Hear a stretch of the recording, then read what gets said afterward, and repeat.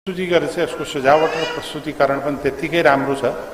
हुन त यो तपाईको आत्मवृत्तान्त भनौँ, अब यो निष्ठाको यात्रा पनि उहाँको आत्मवृत्तान्तै हो। यो आत्मवृत्तान्त लेख्ने कुरा चाहिँ अत्यन्त कठिन र कटु पनि हो। व्यक्तिगत जीवनका कुरा, सामाजिक जीवनका कुरा, पारिवारिक जीवनका कुरा, त्यसलाई निर्मम मीमांसा गरेर कटु सत्यलाई चाहिँ नि पत्ता लाएर यथार्थता परक पनि हुनुपर्ने र अर्कोतिर चाहिँ नि त्यसभित्र कति भन्न सकिने कति भन्न नसकिने कुराहरू पनि अत्यन्त तौलिनुपर्ने स्थिति हुन्छ र यो गाह्रो हुन्छ।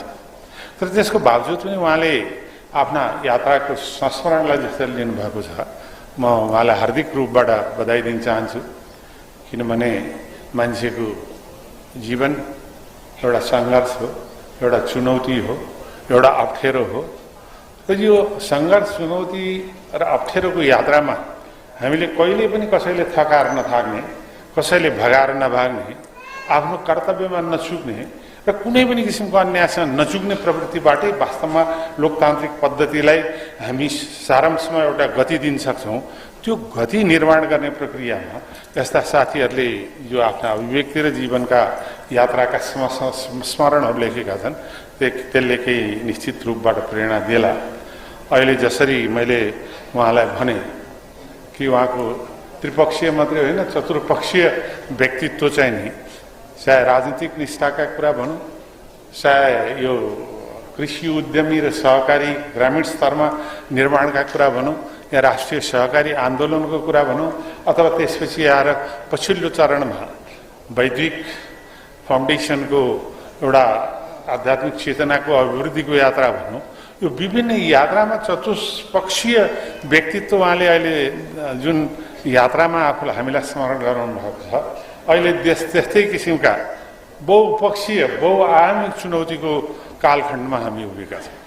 हामी वास्तवमा एकातिर अन्तर्राष्ट्रिय द्वन्द्वको चपेटामा, द्वन्द्वको केन्द्रबिन्दुको रूपमा विकसित भइरहेका छौँ, अर्कोतिर विदेशी ऋणका भारी बोकेर हिँडिरहेका छौँ, अर्कोतिर भ्रष्टाचारको महामारीमा फस्दै गएका छौँ र हामी आफू केन्द्रित जो जहाँ छ त्यसले आफैलाई केन्द्रित भएर सोच्ने प्रवृत्तिबाट देशको लोकतन्त्रका आधारभूत सिद्धान्त, चरित्र र नैतिकतामाथि दिन प्रतिदिन ह्रास भएर जाने र दिन प्रतिदिन चाहिँ नि एउटा अराजकतावादी स्थितितिर देश उन्मुख हुने जुन अवस्था छ, त्यो अवस्थाको विरुद्धको सङ्कल्प चाहिँ नि वास्तवमा यो अठोट कि हामी हाम्रो यात्रामा अगाडि छौँ, हाम्रो यात्रामा हामी निर्भीक छौँ, हामी आफ्नो निष्ठा र लक्ष्यप्रति प्रतिबद्ध छौँ। त्यस्तो निष्ठा र लक्ष्यको प्रतिबद्धतामा आउने हरेक चुनौतीलाई सामना गर्न सक्छौँ भन्ने दृढता आज प्रत्येक साथीहरूको बिचमा हुनुपर्ने आवश्यकता छ।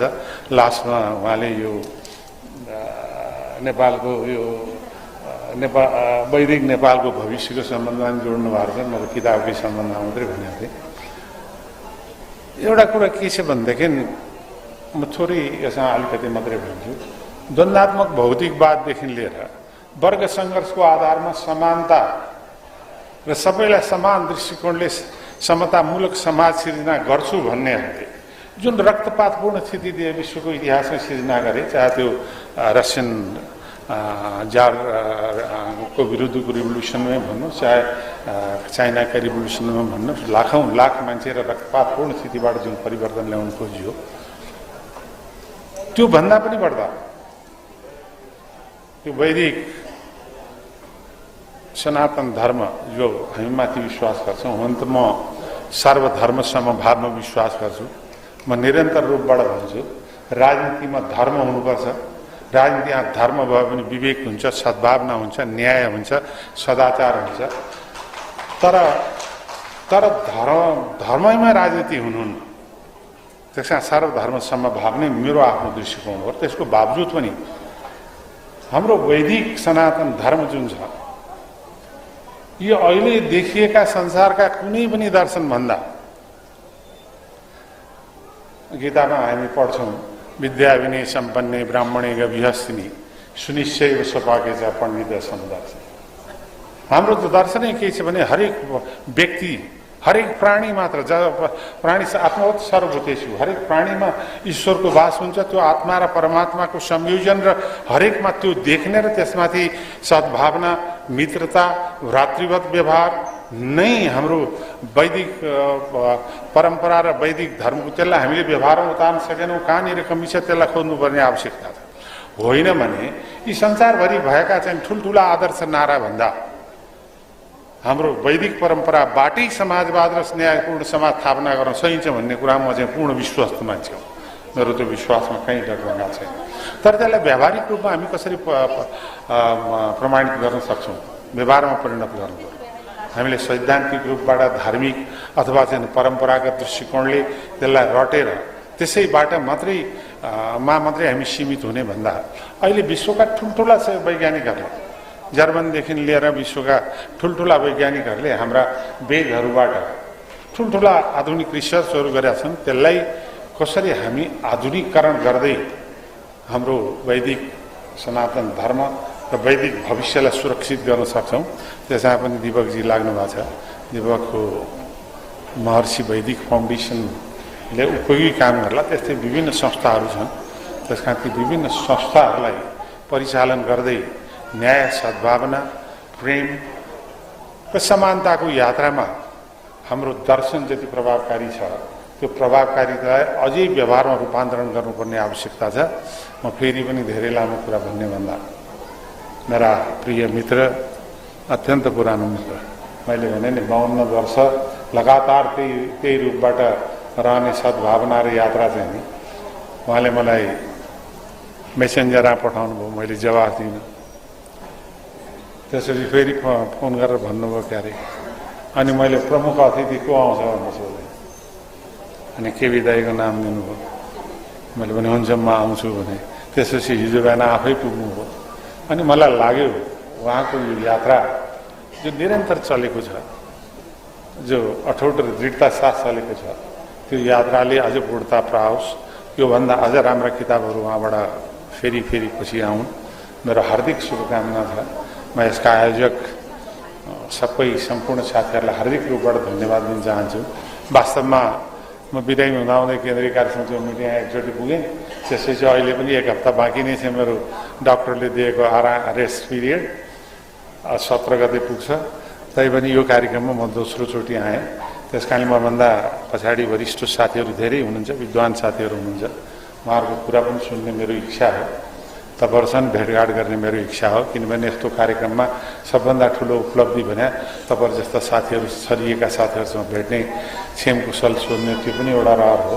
तर आज तपाईँहरू सबैको अनुमति लिएर एउटा संसदीय परम्परामा के भनिन्छ भने आफूले बोल्न साथ नहिँड्नु अशिष्ट हुन्छ र बोलेपछि हिँड्नै पऱ्यो पनि एकजना सुनेर मात्रै हिँड्नु भन्ने जुन संसदीय परम्परा र अभ्यास छ।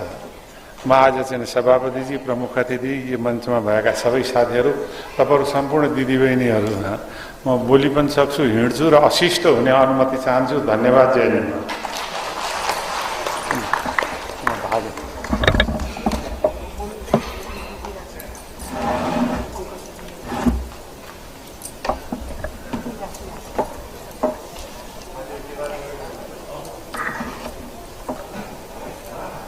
धेरै धेरै धन्यवाद हाम्रो विशिष्ट अतिथिज्यू अर्जुन नरसिंह केसीज्यूलाई। र उहाँ हामी माझबाट बिदा पनि हुन चाहनुहुन्छ।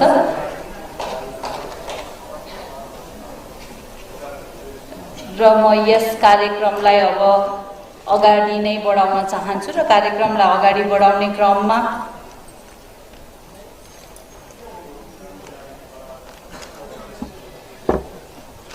उहाँले एउटा कुरा एकदमै महत्त्वपूर्ण भनेर गइदिनु भएको छ। बीपीको समाजवादको कुरा गर्छौँ र सही मानेमा बीपीको समाजवाद हामीले यदि सहकारी आन्दोलनलाई सही मानेमा बुझेर त्यसलाई हामीले काम गर्न सकेका भए त्यो समाजवाद त्यतिखेर प्राप्त हुने रहेछ भन्ने लाग्छ। र अझै पनि हामीले त्यता उन्मुख, समाजवाद उन्मुख जुन बीपीले सोच्नु भएको थियो, त्यो समाजवाद उन्मुख ती नागरिकका लागि काम गर्न धेरै नै बाँकी छ भन्ने हो। र आजको कार्यक्रमलाई अगाडि बढाउनको लागि अब म आजका कृति नायक डाक्टर दीपक प्रकाश बास्कोटालाई आजको विषय तथा यस बारेमा थप सन्दर्भसहित आफ्नो प्रस्तुति गरिदिनु हुन कृति नायक, पूर्व गृह राज्य मन्त्री एवं महर्षि वैदिक फाउन्डेसनका अध्यक्ष डाक्टर दीपक प्रकाश बास्कोटाज्यूलाई ड्यासमा निम्ताउन चाहन्छु।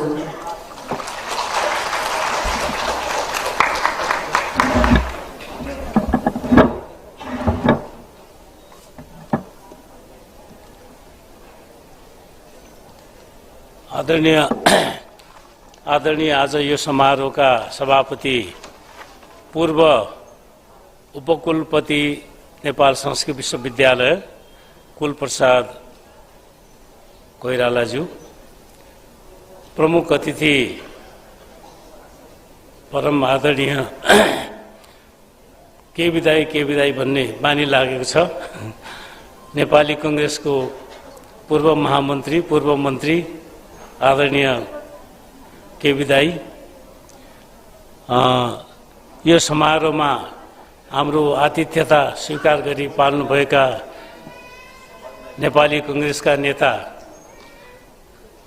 डाक्टर शेखर कोइरालाज्यू, नेपाली कांग्रेसकै सहमहामन्त्री महालक्ष्मी डिना उपाध्याय, केन्द्रीय सदस्य के नाम पनि बिर्सेँ मैले, ईश्वरी नेउपानेज्यू, आजका यो प्रतिक्रियाको लागि आमन्त्रण गरिएका नेपाली सहकारी आन्दोलनका शीर्षस्थ निकाय राष्ट्रिय सहकारी महासङ्घका अध्यक्ष मिनराज कणेलज्यू, डाक्टर कुमार कोइरालाज्यू, मेरो अनन्य मित्र विश्व हिन्दू महासङ्घका अध्यक्ष तथा पूर्व मन्त्री रामचन्द्र अधिकारीज्यू, यहाँ यो पुस्तक तयारी गर्नको लागि लेखन प्रकाशन डिजाइनमा सहयोग गर्ने मित्रहरू विवश बस्तीजी, विनोद कुलुङजी, भरत पौडेलजी लगायत आज यो समारोहमा पाल्नुभएका धेरै मित्रहरू जो हामीले आसन ग्रहण गराउन सकेनौँ होला, सम्बोधन गर्न सकेनौँ होला, धेरै क्षेत्रबाट प्रतिनिधित्व गर्नुभएको छ र धेरै क्षेत्रबाट हामीले आमन्त्रण गरेको छ।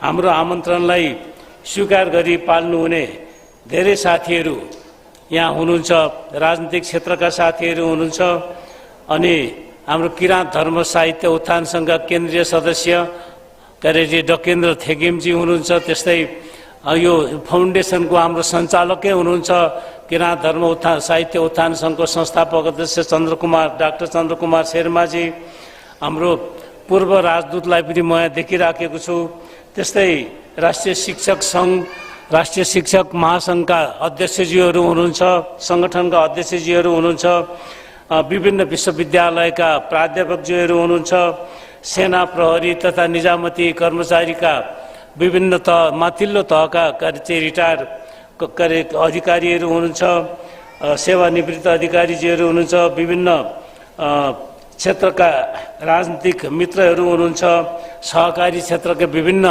तहका अधिकारी अध्यक्ष तथा सञ्चालक साथीहरू हुनुहुन्छ, अनि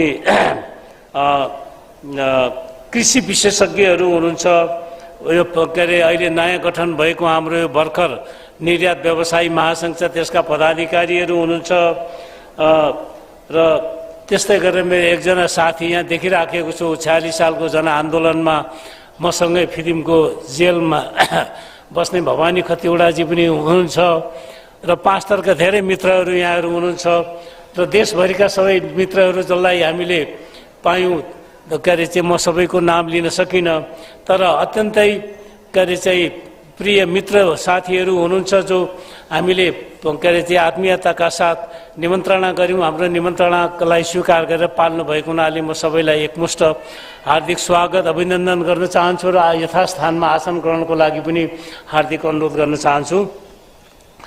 र मैले बोल्ने कुरा केही छैन, आज मैले लेख्ने कुरा लेखेँ र मेरो 4 वटा विधा अघि मिनराज कणेलजीले भन्नुभयो, त्यो 4 वटा विधामा जति काम गरेँ मैले निष्ठाका साथ गरेँ। त्यसै हुनाले यो किताबको नामकरण निष्ठाको यात्रा भनेको यो सकिएको छैन।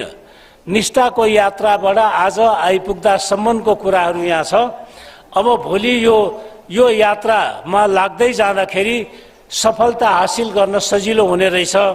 किनभने कुनै पनि मान्छेले सफलता हासिल गर्नको लागि अङ्ग्रेजीमा पनि एउटा भनाइ छ, झन्डै मिल्छ यसलाई, रोलिङ स्टोन ग्यादर न मोस भने जस्तै निष्ठालाई ब्रेक गर्यो भने त्यसले एउटा चाहिँ स्थायित्व ग्रहण गर्न सक्दो रहन्छ।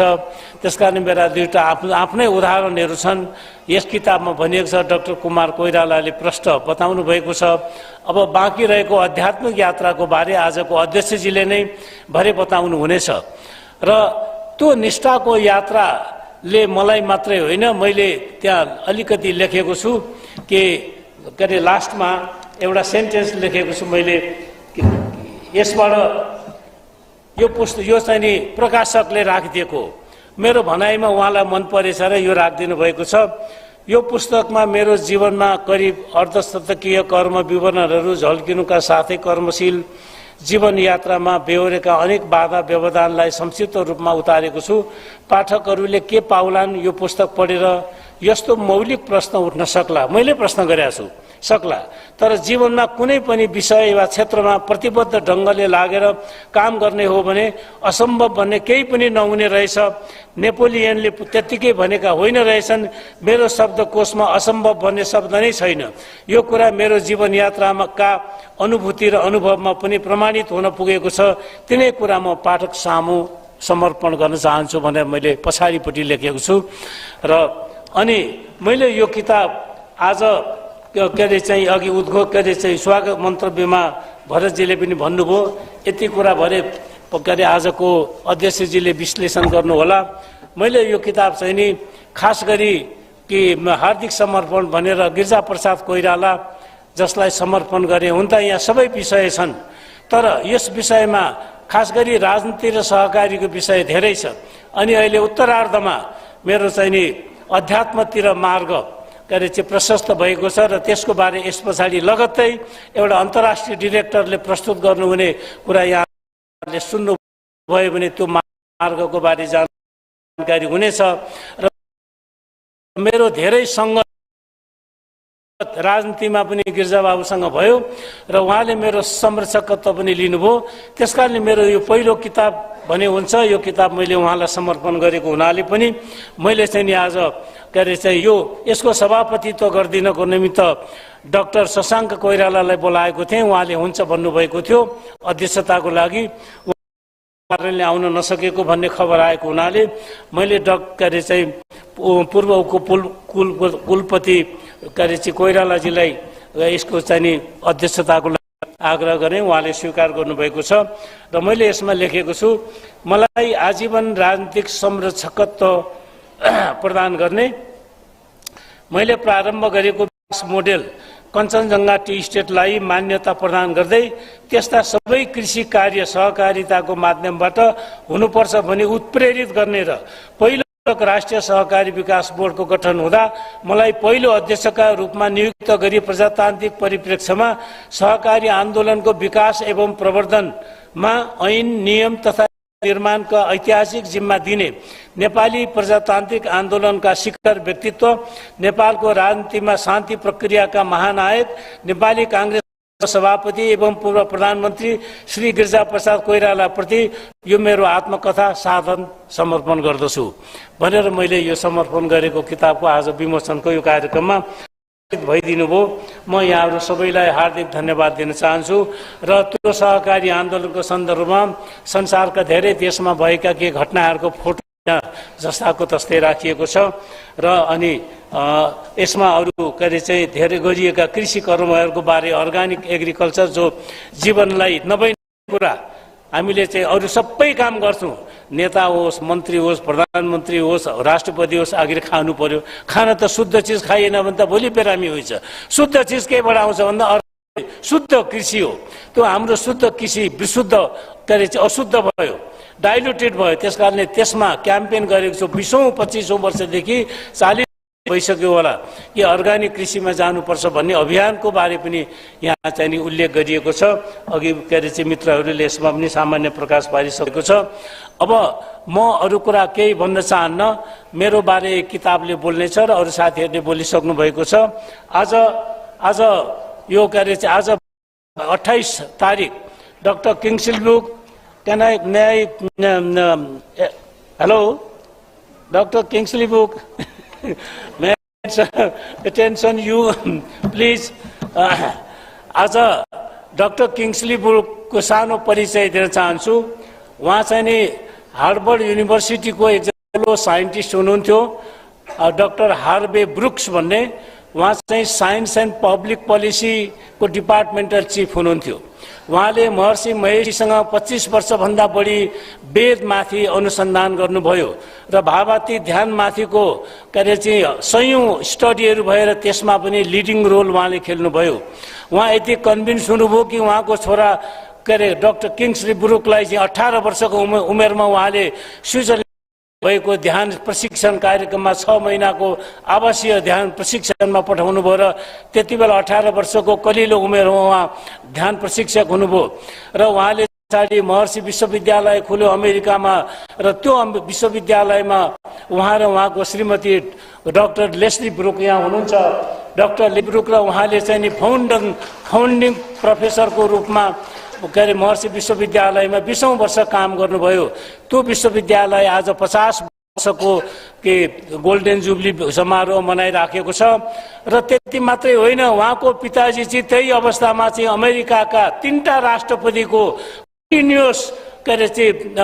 कन्टिन्युअस प्रेसिडेन्ट्स एडभाइजर हुनुहुन्थ्यो। गभर्मेन्टको साइन्स एन्ड पब्लिक पोलिसी हेर्ने 3टा राष्ट्रपतिको एउटै सल्लाहकार 15 वर्षसम्म हुनुहुन्थ्यो र उहाँको बायोग्राफी यत्रो किताब छ उहाँको पिताजीको। त्यस्तो एउटा चाहिँ वेल एजुकेसनिस्ट फ्यामिलीको प्रतिनिधि हुनुहुन्छ र उहाँहरूले चाहिँ यो महर्षि महेश योगीको वैदिक अभियानमा उहाँ जस्ता साइन्टिस्टहरूको परिवारहरू अहिले 700 भन्दा बढी ठुला यो युगका साइन्टिस्टहरूले यो कुरालाई अगाडि राखेका छन्। आज हामीले हाम्रो धर्म संस्कृति संस्कार सनातन वैदिक परम्परालाई तोडेर हामी चाहिँ आधुनिक विज्ञानको पछि लाग्दा सबै कुरा पाइन्छ कि भनेर लागेछौँ। होइन, उनीहरूले खबरदार तपाईँ यहाँबाट फर्किनुहोस्, सही बाटो यो हो भनेर उनीहरूले अब हामीलाई सिकाउन थाले कि तपाईँहरू आधुनिक विज्ञानलाई त प्रयोग गर्नुहोस् तर वैदिक विज्ञानको ज्ञानलाई उपयोग गरेर सँगै हिँड्नुहोस् भनेर हामीलाई बीचमा खबरदारी गरेर एउटा ट्राफिकबाट फर्काइराखेको छ र त्यो फर्काइ मात्रै राखेको छैन। अब वैदिक अभियान भनेको के हो त विश्वमा? उहाँहरूले नेपालमा मात्रै होइन, भारतमा मात्रै होइन, संसारमा संयुक्त राष्ट्रसङ्घका सम्पूर्ण देशहरूमा वैदिक अभियान अब यसरी फर्किनुपर्छ र त्यहाँ मात्रै शान्ति छ, त्यहाँ मात्रै समृद्धि छ। जहाँ शान्ति र समृद्धि छ त्यसलाई रामराज भन्छौँ।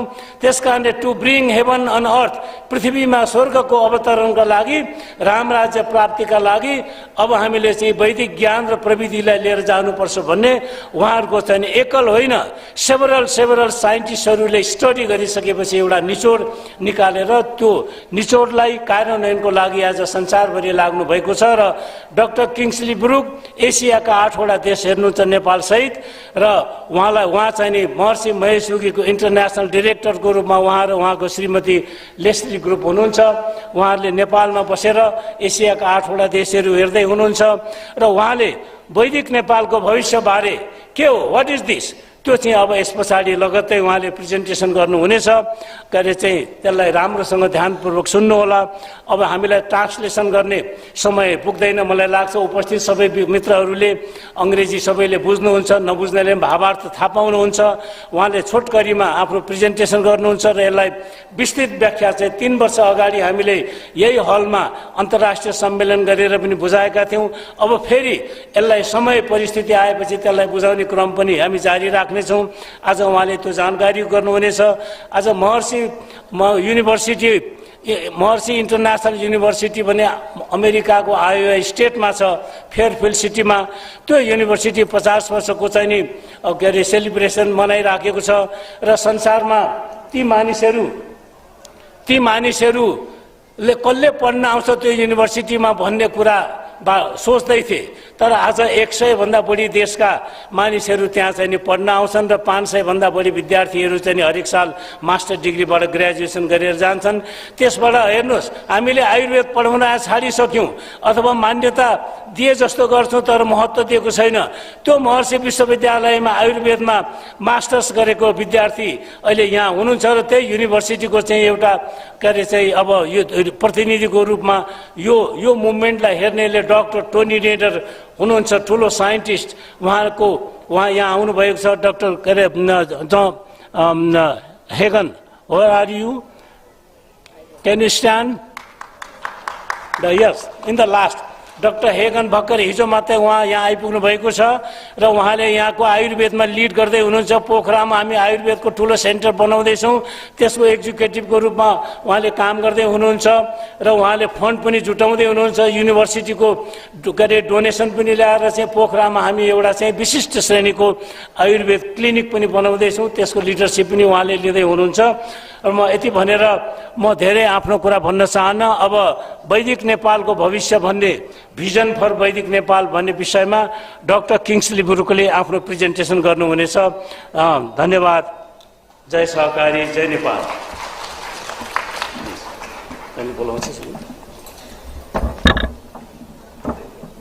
धन्यवाद। मेरो काम एकदमै छोटो बनाइदिइसक्नु भएको छ डाक्टर दीपक प्रकाश बास्कोटाले। I would like to request doctor Kingsley Brooks for the presentation. Dr. Kingsley Brooks अन्तर्राष्ट्रिय निर्देशक हुनुहुन्छ विश्व शान्ति राष्ट्र भन्ने गरिन्छ, global country of world peace, र उहाँले आजको प्रेजेन्टेसन अफ भिजन फर वैदिक नेपालको बारेमा गर्नुहुनेछ।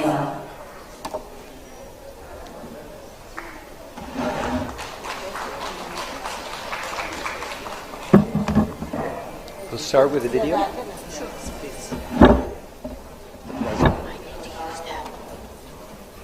I can stand here. You can stand there. No, she needs that. I need to use that.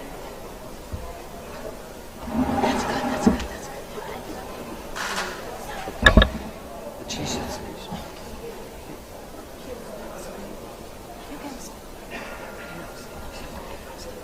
Jai Gurudev. Namaste. We'd like to start with showing a very beautiful video, documentary, of Maharshi's visit to Nepal in November of 1974. So if we could see that video now.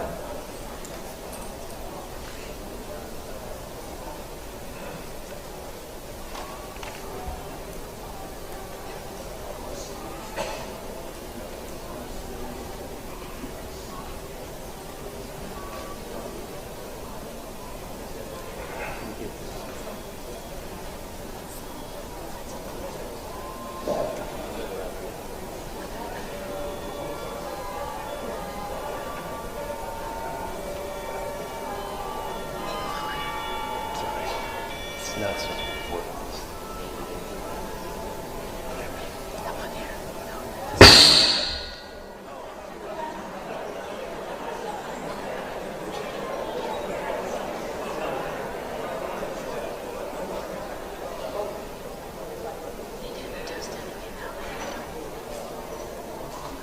It's at 100%.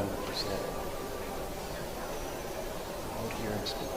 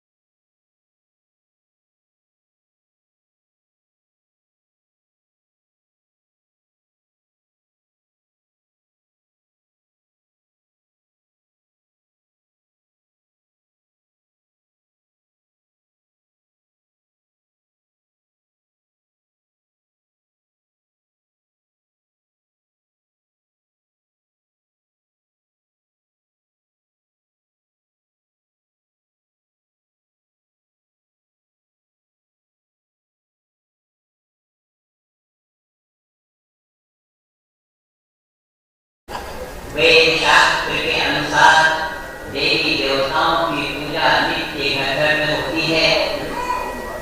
यहाँ के वृद्ध पितामह जैसे राजगुरुदेव अपनी सारी प्रजा को इतने सम्मान से धर्म के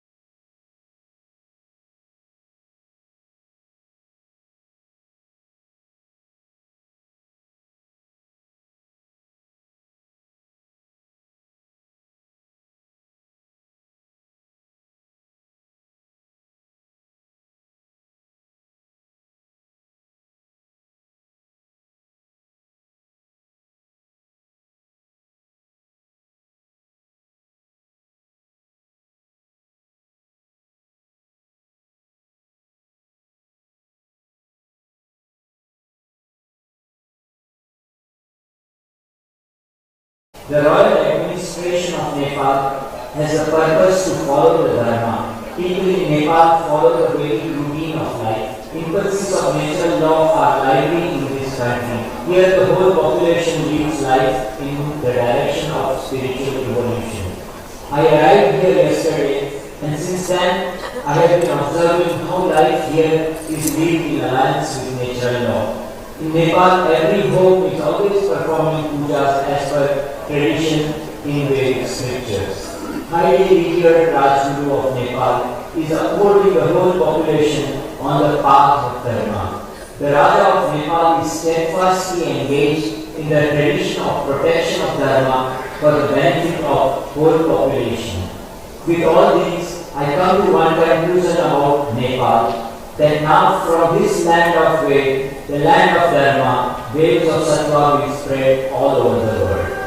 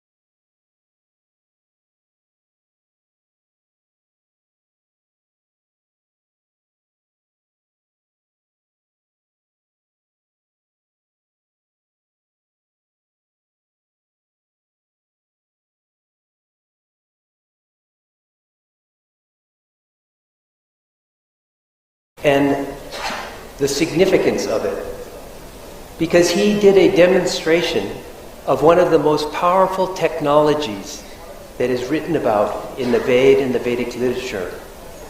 At that time, in November of 1974, there was a great tension building between China and India, and Maharshi was concerned that it could bubble up and lead to some conflict. And so Maharshi applied the Vedic technology from the Vedic literature, which says, in the vicinity of yoga, hostile tendencies decrease. This is the quote from the Yoga Sutras. Tat sanidao vradityakar. In the vicinity of yoga, unifying influence, conflict tendencies are unite to create a unified state of harmony where hostile tendencies decrease. What Maharshi did during his visit to Ratna Park and to here in Nepal was teach transcendental meditation to over 28,000 people in a very, very short time through using the latest technology. And this very powerful influences of many people experiencing the field, the transcendental field, the field of Atma, created a unifying influence that decreased the tension that was rising in the world at that time. Maharshi has used this technology many times. Here we see what Maharshi calls a unified field chart of physics, which shows the different layers of the physical creation. We see the classical level, surface level, the quantum mechanical level, and the quantum field level, and then the level of the unified field. The whole of material creation is connected from the level of the unified field. Even in the objective creation, this is what's been found now by modern science. But what Marshy understood, and what has been understood by the ancient Vedic seers of the holy tradition, is that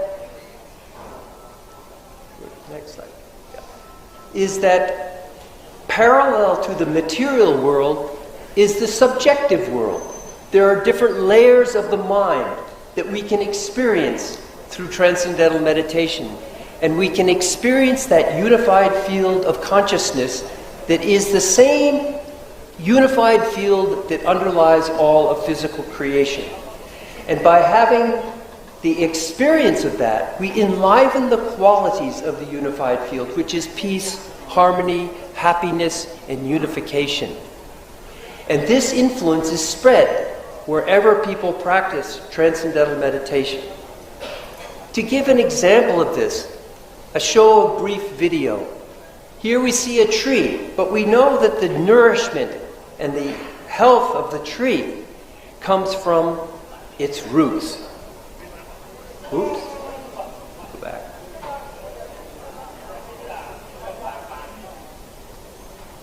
That's not working. There it is.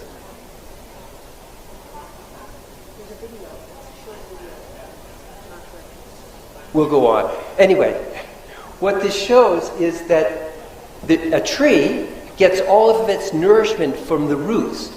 And if we're disconnected from the root, that tree, what happens to the tree? It begins to shrivel up, and the leaves begin to fall off. The fruits do not come. But if we can maintain and nourish the tree from its roots, then spontaneously the tree becomes healthy, vibrant, and great. And just like this, the human nervous system has to be connected, has to maintain its connection to that field of nourishment which is within each and every one of us. What disconnects us from that field is stress and strain in the nervous system. And transcendental meditation, Bhavati Dhyan, is a simple mental technique that allows us to experience these deeper and deeper and deeper levels of the mind, and to experience the source of thought, the unified field of natural law, which is that same field that underlies and supports all of creation. And so by contacting that is how we create this unifying influence. And this unified field of natural law is also where the Veda exists. Veda does not exist in the books. Veda exists in the human physiology, deep within the mind, in the transcendental field. This verse from Rig Veda illustrates this. Riksho akshare parme vyoman, yasmin deva adivishve nishadu. The verses of the Veda exist in the transcendental field of life, in which also reside all of the impulses of creative intelligence, the laws of nature, responsible for the whole universe. So when we experience that field in our daily practice of transcendental meditation, we enliven the Devata. We enliven the unified field of natural law to support and nourish all of life. The second part of that quote is Yastana Veda Kimricha Karishyati Ya Itad Vidu Ta Ime Samasate. He whose awareness is not open to this field, what can the verses do for him, accomplish for him? Those who know this level of reality are established in evenness, wholeness of life. This one verse of Rig Veda illustrates the importance of why every individual who cares about Veda and Vedic knowledge must transcend on a daily basis, because it is the field of Veda. It is where all of the impulse of creative intelligence responsible for the whole manifest world exist. The Veda is the blueprint of creation. It is the structuring intelligence of creation. And by knowing that, by experiencing that, through Bhagavati Dhyan, transcendental meditation, we enliven all of that to support not only us as an individual, but to radiate that to all society. Because as a society, as a nation, as a country, we make up the mind of the country, the collective consciousness of the country. And when we, as an individual, can enliven that on an individual level, collectively, when we practice together Bhagavati Dhyan, transcendental meditation, we can create a peaceful, unifying influence in our environment. This is the essence of Maharshi's knowledge. And he gives us a tool for us to transform our life today from life of suffering to heaven on earth. You may have heard, those of you who understand English, in the song that was being sung over and over again. Through 1% of the population practicing transcendental meditation, Nepal will lead the world and create an influence of peace and harmony for the whole environment and the whole world. But later on, towards the end of the 1970s, Maharshi brought out a new technology, even more powerful, and even more simple. And that is the practice of TM and the TM Siddhi program, including yogic flying, where it doesn't take 1% of the population, but only the square root of 1% of the population, practicing in one place to create this influence of yoga. This influence that we see in the Yoga Sutras. In the vicinity of yoga, hostile tendencies and prosperity begin to be found. And so this is the technology that we are now implementing here in Nepal. Another big contribution to the field and the understanding of the Vedic knowledge is how Maharshi revived the ancient Vedic knowledge. You all know more about Vedic knowledge probably than I do. But the unique thing that Maharshi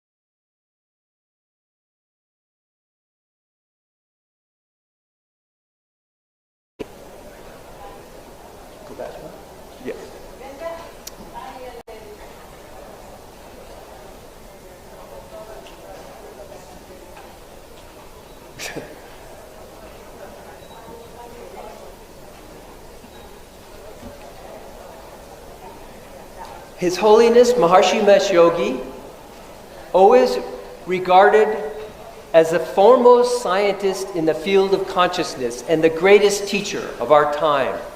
Marshy completely restored the 1,000-year-old scattered Vedic literature for the total significance of its theory and practice, and has organized it in the form of a complete science of consciousness.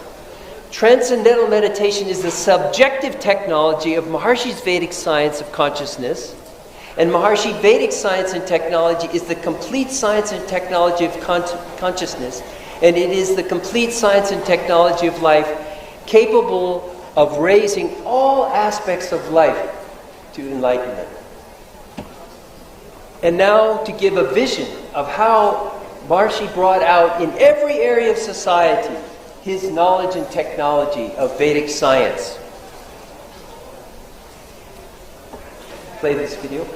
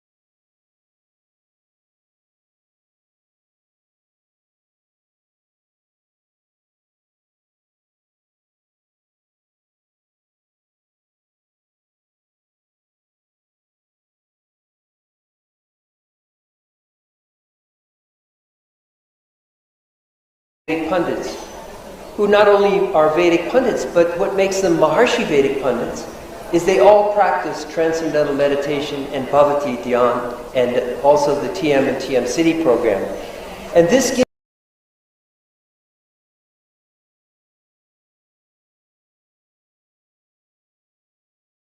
Yagya power to fulfill the Sankalp without transcending and performance from the level of the unified field. Our activities, including Yagya, are weak.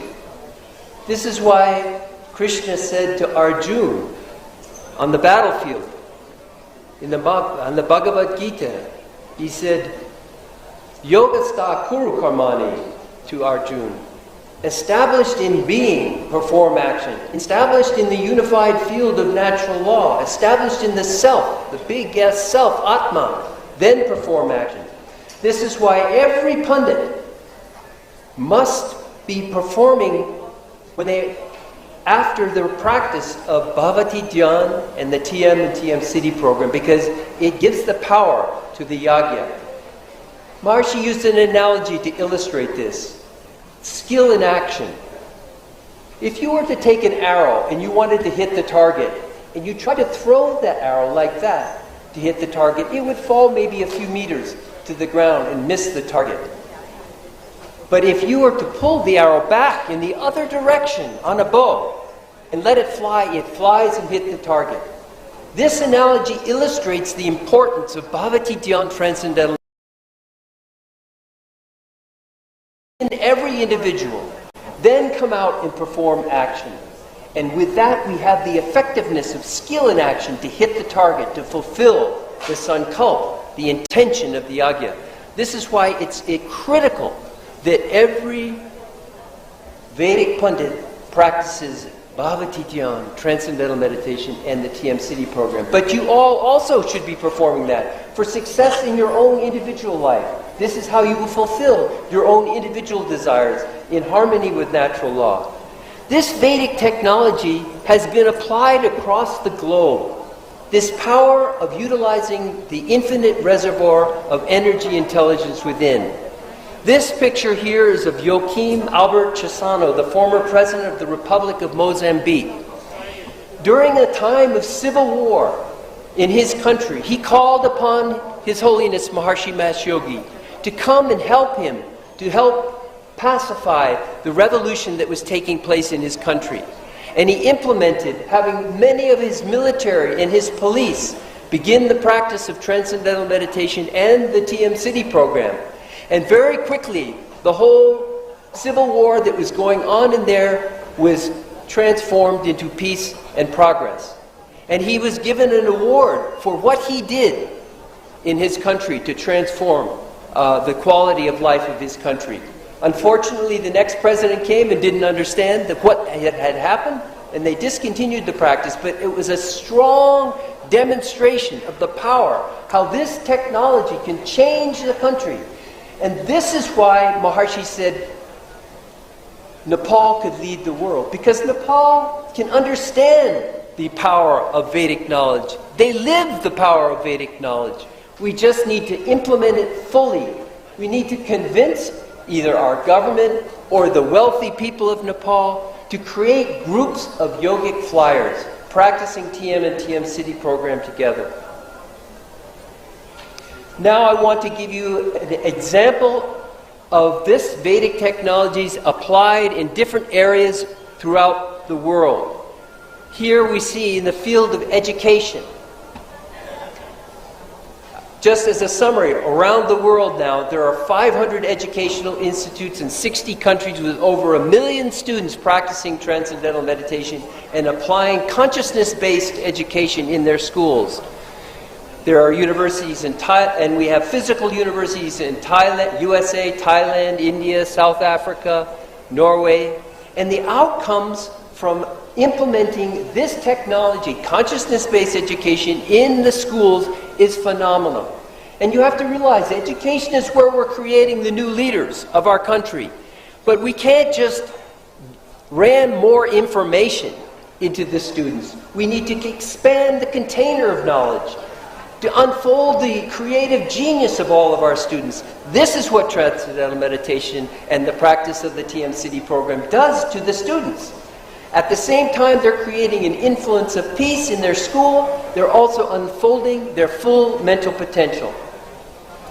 These are just some of the many schools all around the world that are implementing consciousness-based education in their schools. Just to give you a flavor, all over the world.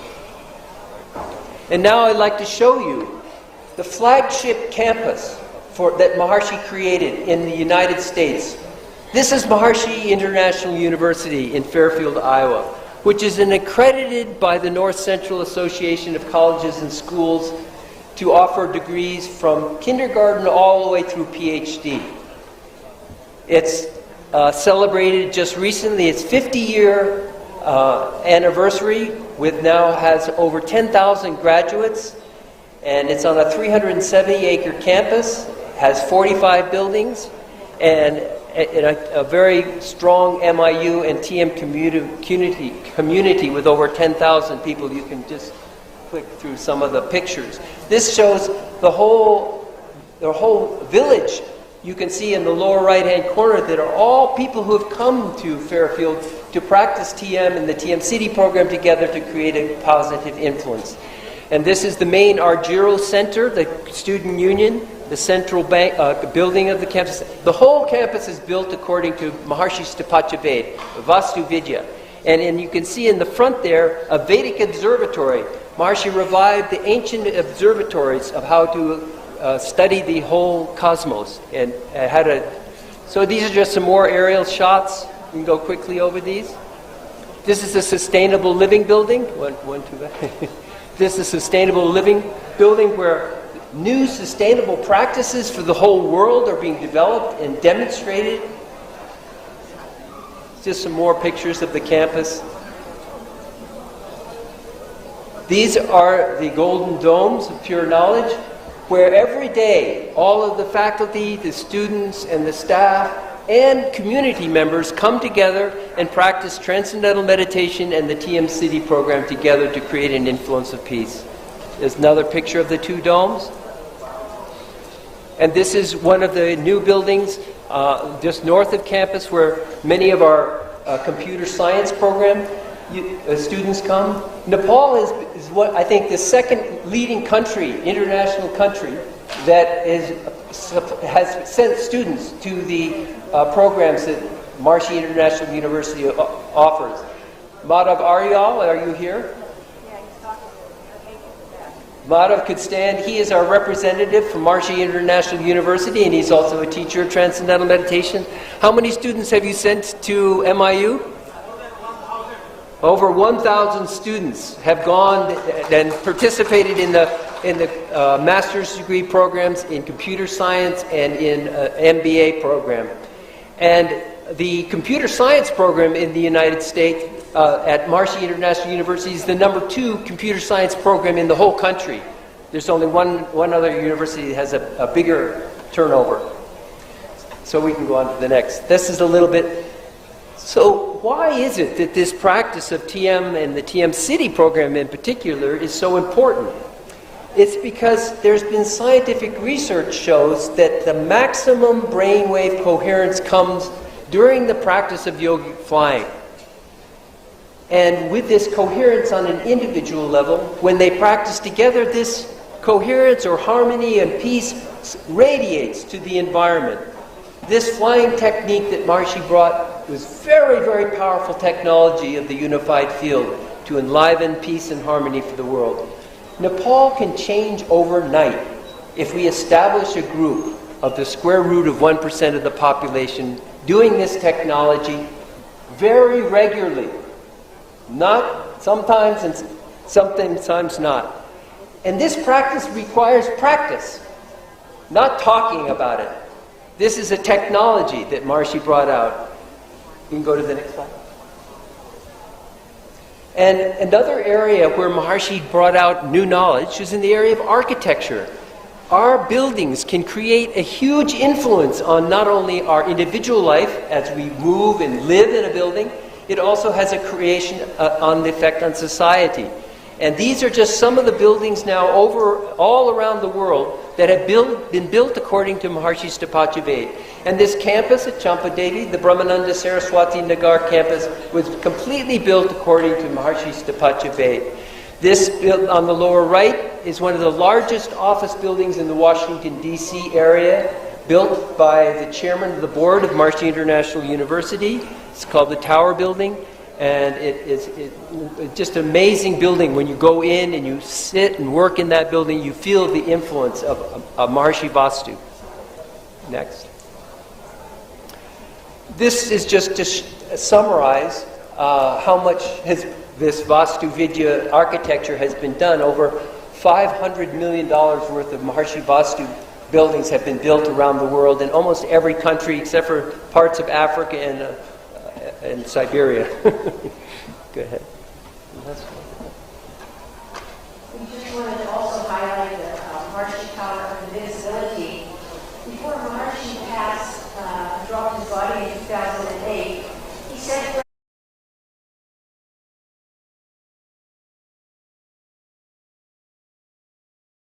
he asked everyone who was there, he said, I want to build these Maharshi powers of invisibility in every country. I want them to serve as a lighthouse of total knowledge, reminding mankind that life can be lived in enlightenment, and that suffering, disease, and poverty are actually foreign to life.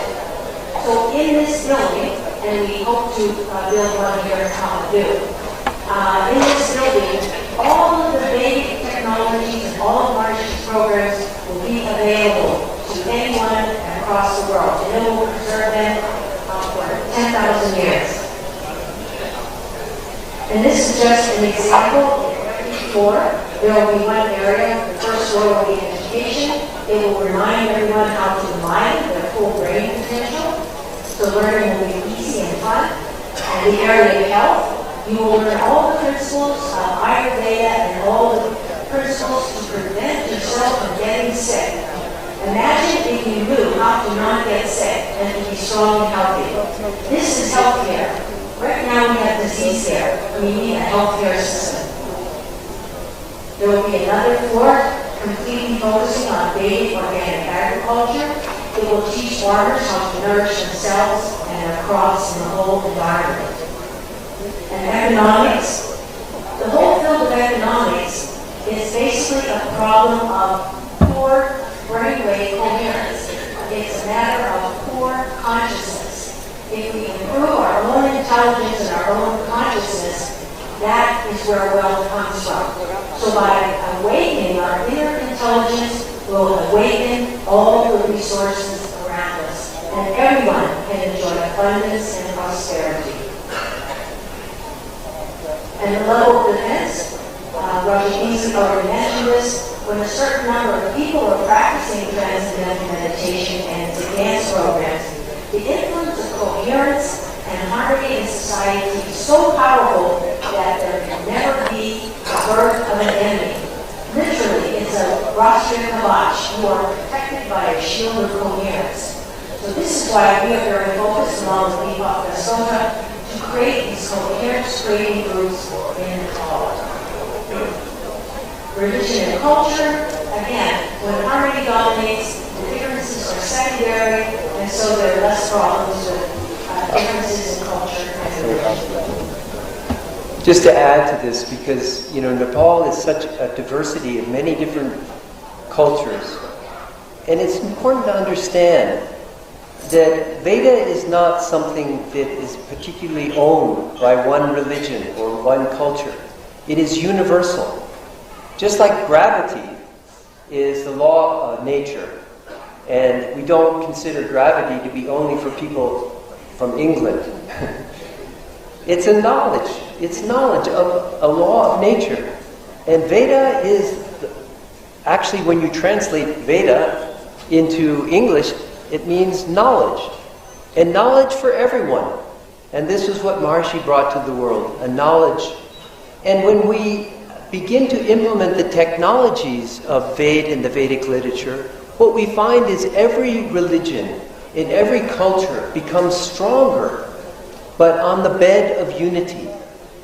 Just like when you begin to water the root of a garden that has red roses, carnations, lilies, all different kinds of flowers. When you nourish the root value, you fertilize the root, the rose becomes a better rose. The carnation becomes a better carnation. We nourish the differences on the ground of the unified field of natural law. Level of politics, coherence creating groups will help managing all the infinite diversity for our government administration. And now for our vision for Vedic Nepal. I just want to give you an overview of all of the fantastic work that Dr. Deepak Biskota is doing in Nepal. Because on this day when we're honoring him, you should see what he has accomplished here already in Nepal.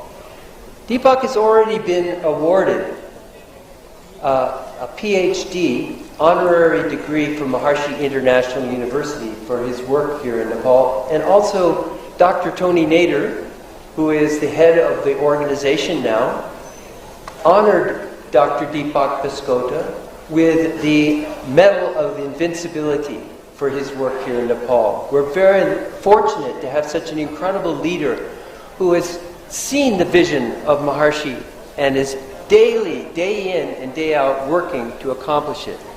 Now we have almost 88 gurukuls that have implemented Marshy's Pundit curriculum. And this represents approximately 3,000 student pundits. And from these 3,000, many are practicing the yogic flying technique. And the plan is to expand to over 250 gurukuls and have over 9,000 yogic flying Vedic pundits doing Rudravishek Yagya daily in the schools, in these gurukul schools all over Nepal. Currently, Nepal has 121 groups of 11 pundits performing Rudravishek Yagya daily. This is 1,331 pundits, which makes for an Ati Rudra shape.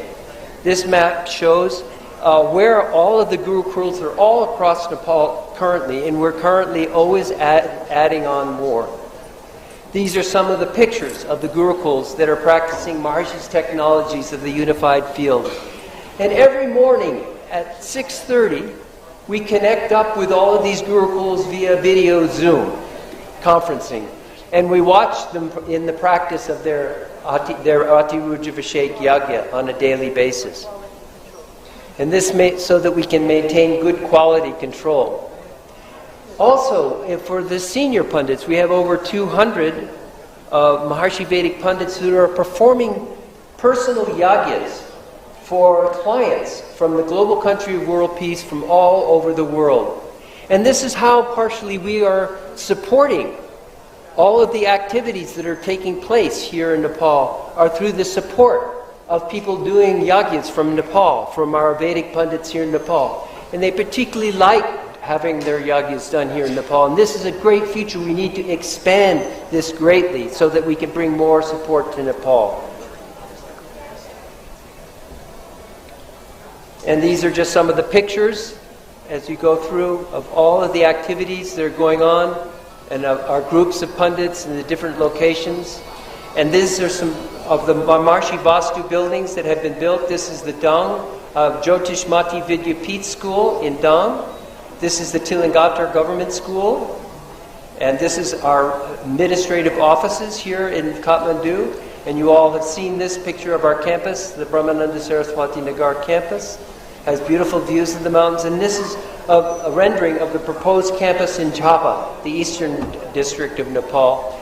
And this is a rendering of the Maharshi Ayurveda Health Center that is being proposed, and we've already signed the contract to start construction in Pokhara. And this will be a showcase for all of the work that's going on here and be a place for international guests to come and experience the great environment here in Nepal.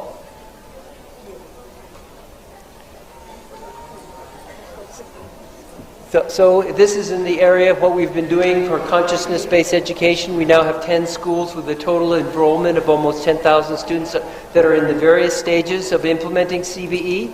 4,000 students are practicing transcendental meditation.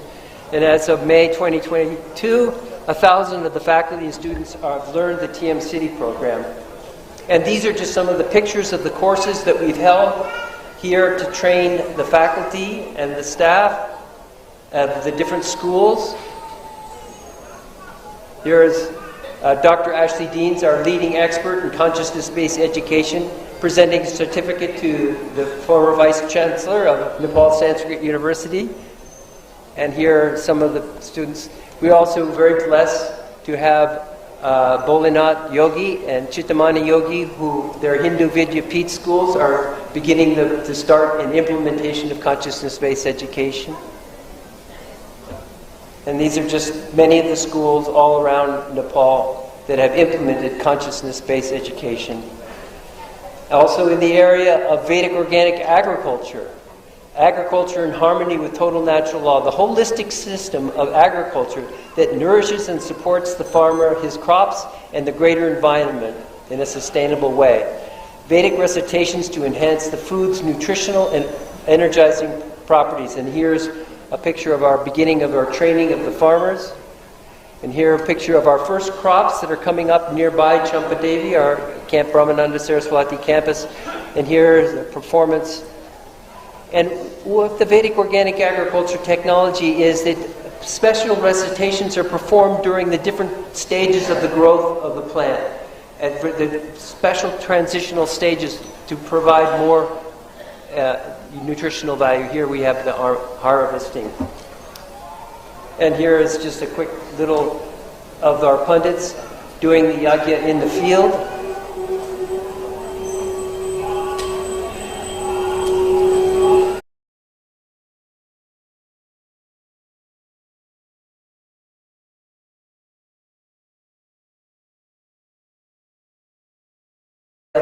Of life. Nepal can be a source, an exporter of Vedic pundits, Vedic organic food, products and herbs. Stapatis, Vedic architects, Vedic doctors, and technicians. The world is looking for solutions, and Nepal can provide those solutions. So instead of exporting labor and wasting your incredible inherited tradition, let's make Nepal lead the world in the area of new knowledge, this knowledge of the technology of the unified field of natural law, which is your birthright and your tradition.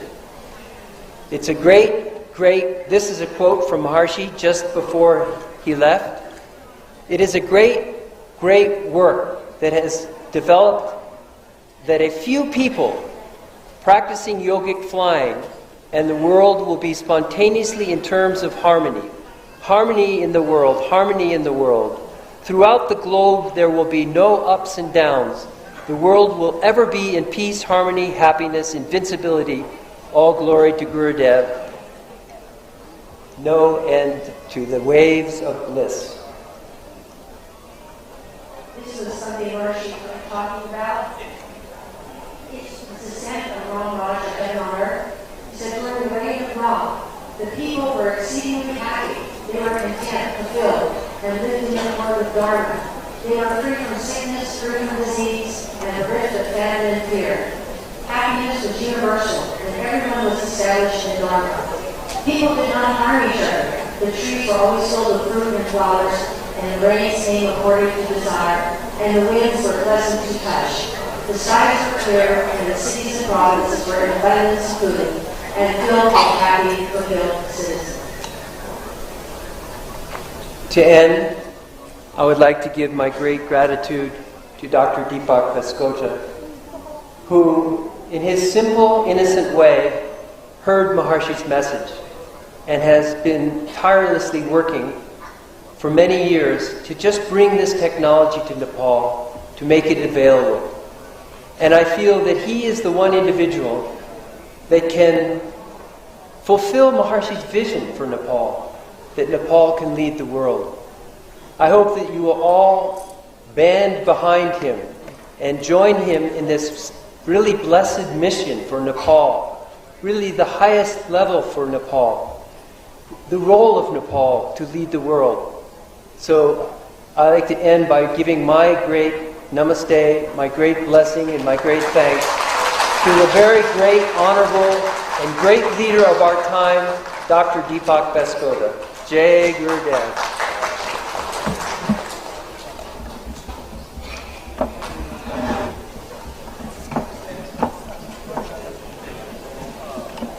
Jai Gurudev, and thank you, Dr. Raja Kingsley.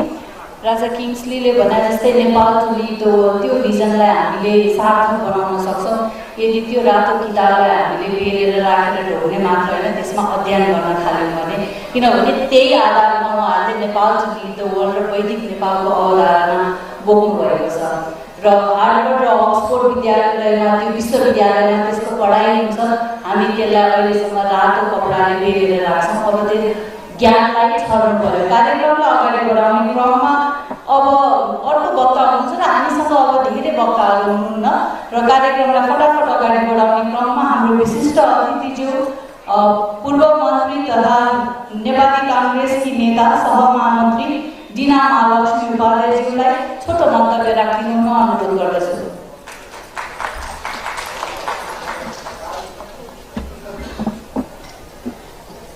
धन्यवाद। आदरणीय आजको यस कार्यक्रमका सभाध्यक्ष पूर्व उपकुलपति कुलप्रसाद कोइरालाज्यू, आदरणीय ड्यासमा रहनुभएका प्रमुख अतिथि संविधान सभा सदस्य नेपाली कांग्रेसका नेता पूर्व महामन्त्री कुलबहादुर दाई गुरुङज्यू, त्यसैगरी ड्यासमा रहनुभएका नेपाली कांग्रेसका नेता केन्द्रीय सदस्य शेखर कोइरालाज्यू, ड्यासमा रहनुभएका सम्पूर्ण विशेष व्यक्तित्वहरू, आदरणीय आजको यस कार्यक्रमका र निष्ठाको यात्राका लेखक डाक्टर दीपक प्रकाश बास्कोटाज्यू र यहाँ उपस्थित सम्पूर्ण समादरणीय व्यक्तित्वहरू र सबैमा मेरो हार्दिक जय नेपाल, जय गुरुदेव। खास त आज डाक्टर दीपक प्रकाश बास्कोटा पूर्व मन्त्री उहाँले लेख्नुभएको निष्ठाको यात्राको सन्दर्भमा कुरा गर्दै गर्दा कहाँबाट सुरु गरौँ भन्ने मलाई लागिरहेको छ।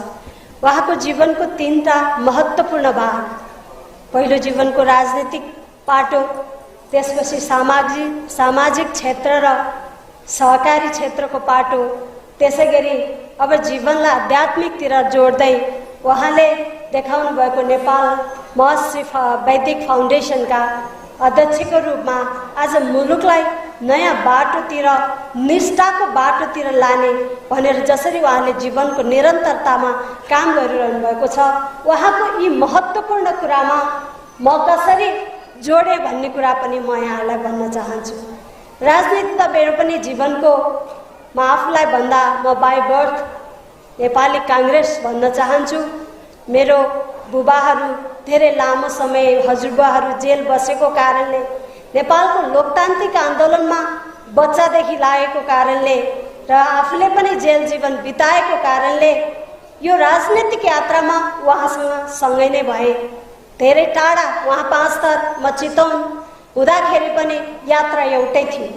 उहाँ धेरै पुरानो नेता, म पछि आएँ, तर यात्रा एउटै थियो।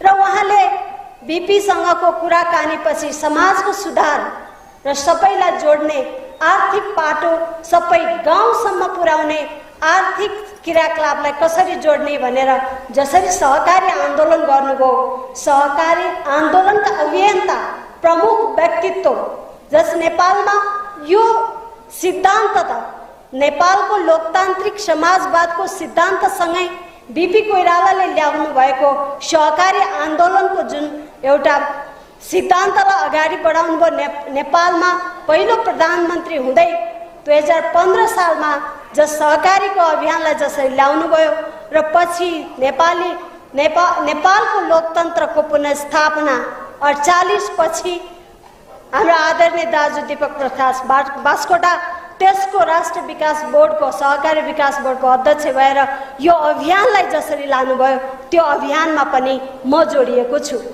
र आज उहाँले फेरि अहिले आएर यो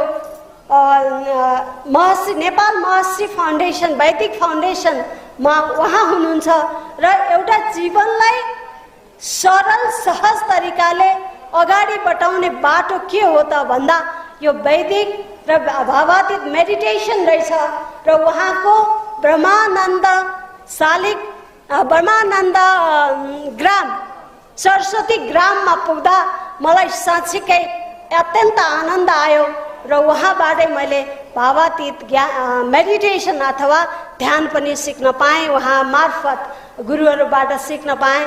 र त्यसैले यो सबै पाटोमा जसरी म उहाँसँग जोडिन पुगेँ, धेरै विभिन्न तरिकाबाट म आफूलाई गर्व लागेको छ।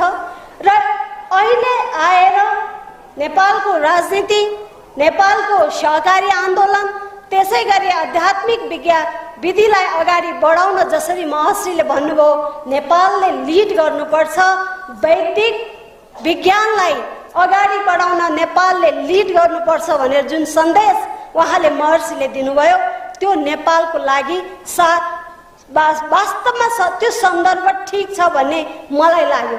किन भन्दा नेपालको अहिलेको प्रकृति, नेपालमा हुने तमाम जडीबुटीदेखि लिएर वैदिक, यो यहाँ भएको हाम्रो नेपालीको धर्म ज्ञान, यो सबै कुराले के देखाउँछ भने बाटो नेपालले लिड गर्नुपर्छ। नेपालले सम्पूर्ण नेपालीले थाहा भएको धर्म ज्ञान र हामीलाई प्रकृतिले नै दिएको संसारमा सबैभन्दा बढी जडीबुटी हुने मुलुकको रूपमा गनिएको नेपालले यो वैदिक क्षेत्रमा, यो प्रविधिमा हामीले साँच्चीकै लिड गऱ्यौँ भने नेपाल संसारको उत्कृष्ट मुलुक हुन सक्छ भन्ने कुरा पनि हामी सबैलाई सर्वविदितै छ। त्यसैले हामीले अहिले दाजुले लिनुभएको यो, हुन त उहाँको म पढ्दै थिएँ, उहाँलाई चिनेको धेरै लामो वर्ष भइसक्यो। झन्डै मैले राजनीतिको फिल्डमा आएर काम गरेको आउँदा 39 सालदेखि म विद्यार्थी राजनीति हुँदै म अगाडि बढेको त्यो बेलादेखि नै उहाँलाई चिन्छु। तर मैले अझ चिनेको रहेनछु जस्तो लाग्छ। आज मैले उहाँको सम्बन्धित प्रेजेन्टेसन, उहाँको जीवनको शैली, उहाँले लेख्नुभएका तमाम त्यो कोरिएका किताबका उहाँको निष्ठाको यात्रा हेर्दा हामीले अझै उहाँलाई चिन्नुपर्छ। उहाँ जस्तो व्यक्तित्वलाई अगाडि बढायौँ भने, उहाँको व्यक्तित्वको पछाडि हामी लाग्यौँ भने पक्कै पनि यो मुलुकले नेतृत्व लिन्छ, वैदिक प्रविधिमा नेतृत्व लिन्छ।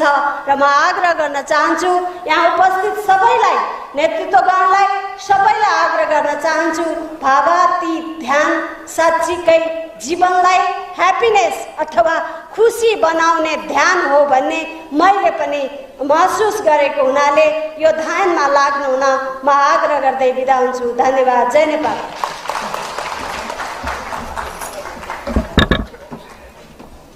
धेरै धेरै धन्यवाद जिना उपाध्यायज्यू।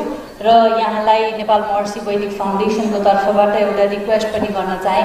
उहाँ अहिले नेपाली काङ्ग्रेसको सहमहामन्त्री हुनुहुन्छ र केन्द्रीय कमिटी सदस्य लगायत सबै पदाधिकारीलाई यहाँकै नेतृत्वमा विशेष गरी भावातीत ध्यान सबैले सिकेर देशको सबैभन्दा ठुलो दलले र पदाधिकारी र केन्द्रीय समितिले त्यो एउटा अनुभूत गर्न सक्यो भने साँच्चीकै यो देशलाई वैदिक नेपाल बनाउनेतिर अभियानै चलाउन सक्छ। यहाँलाई रिक्वेस्ट गर्न चाहे। अब कार्यक्रमलाई अगाडि बढाउने क्रममा हामीसँग अर्को वक्ता हुनुहुन्छ नेपाली काङ्ग्रेसका नेता तथा केन्द्रीय सदस्य शेखर कोइरालाज्यू हामी माझमा हुनुहुन्छ। उहाँलाई यस ड्यासमा म निम्ताउन चाहन्छु। शेखर कोइरालाज्यू, नेता नेपाली काङ्ग्रेस।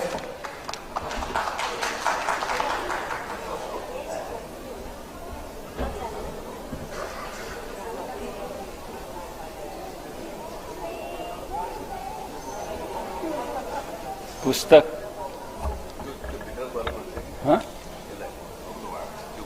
यो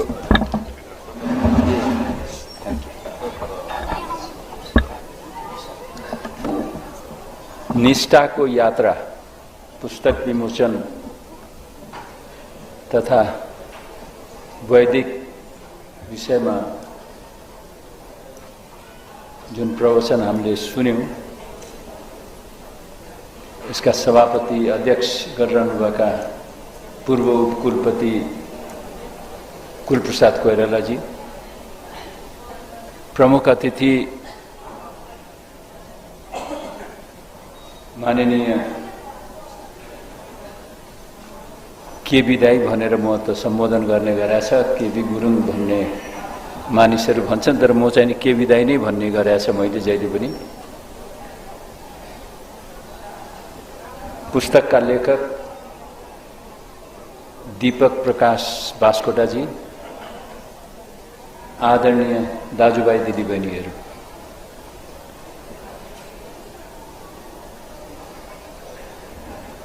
दीपकजीले को यति प्रतिभा रहेछ भन्ने कुरा मैले त थाहा पाएको थिइनँ।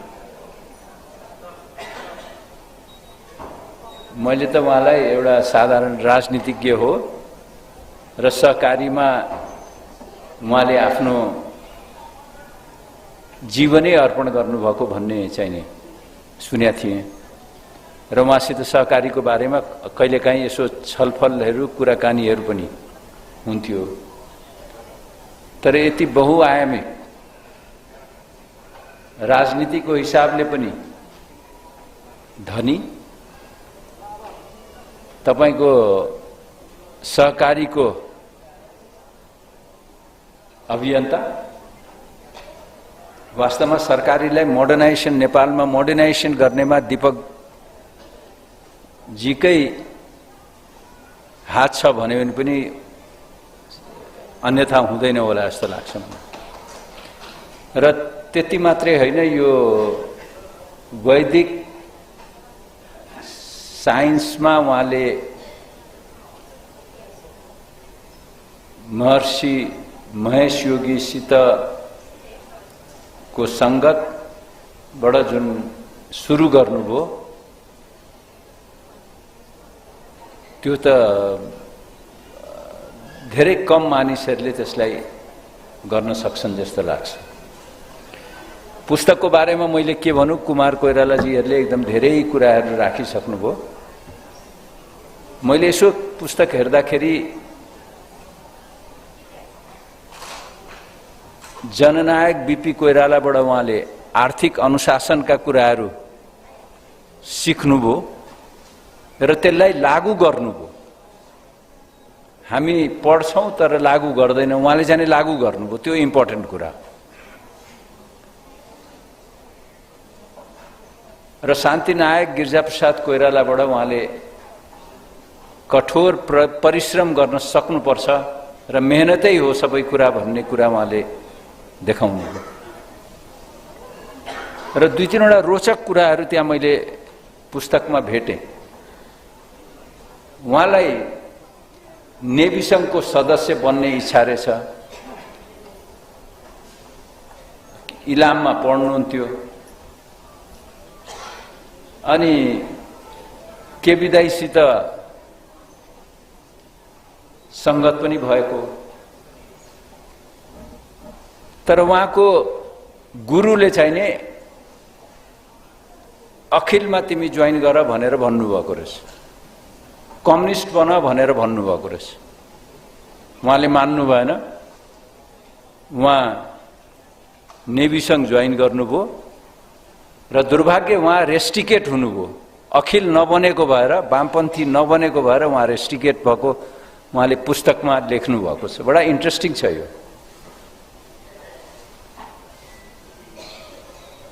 दोस्रो कुरा, विली ब्रान्ट र गिरिजाप्रसाद कोइरालाको बीचको कुरालाई उहाँले ट्याप्पै समात्नुभयो, समातेर 5 थरमा लागू गर्न थाल्नुभयो। अब त्यो बेला सानै होला, मलाई थाहा छैन कस्तो चिया बगानको उहाँको थियो, त्यो त थाहा छ अहिले पनि, कञ्चनजङ्घा टी स्टेट होइन, त्यहाँ उहाँले चिया बगान मात्रै होइन स्कुल पनि खोल्नुभयो, त्यो हाते कागजको पनि सुरु गर्नुभयो, त्यो टर्बाइनवाला पनि काम गर्नुभयो। कसरी गर्नुभयो त्यो उमेरमा मैले अझ पनि बुझ्न सकेको छैन, त्यो चाहिँ सोध्नु छ उहाँसित मैले।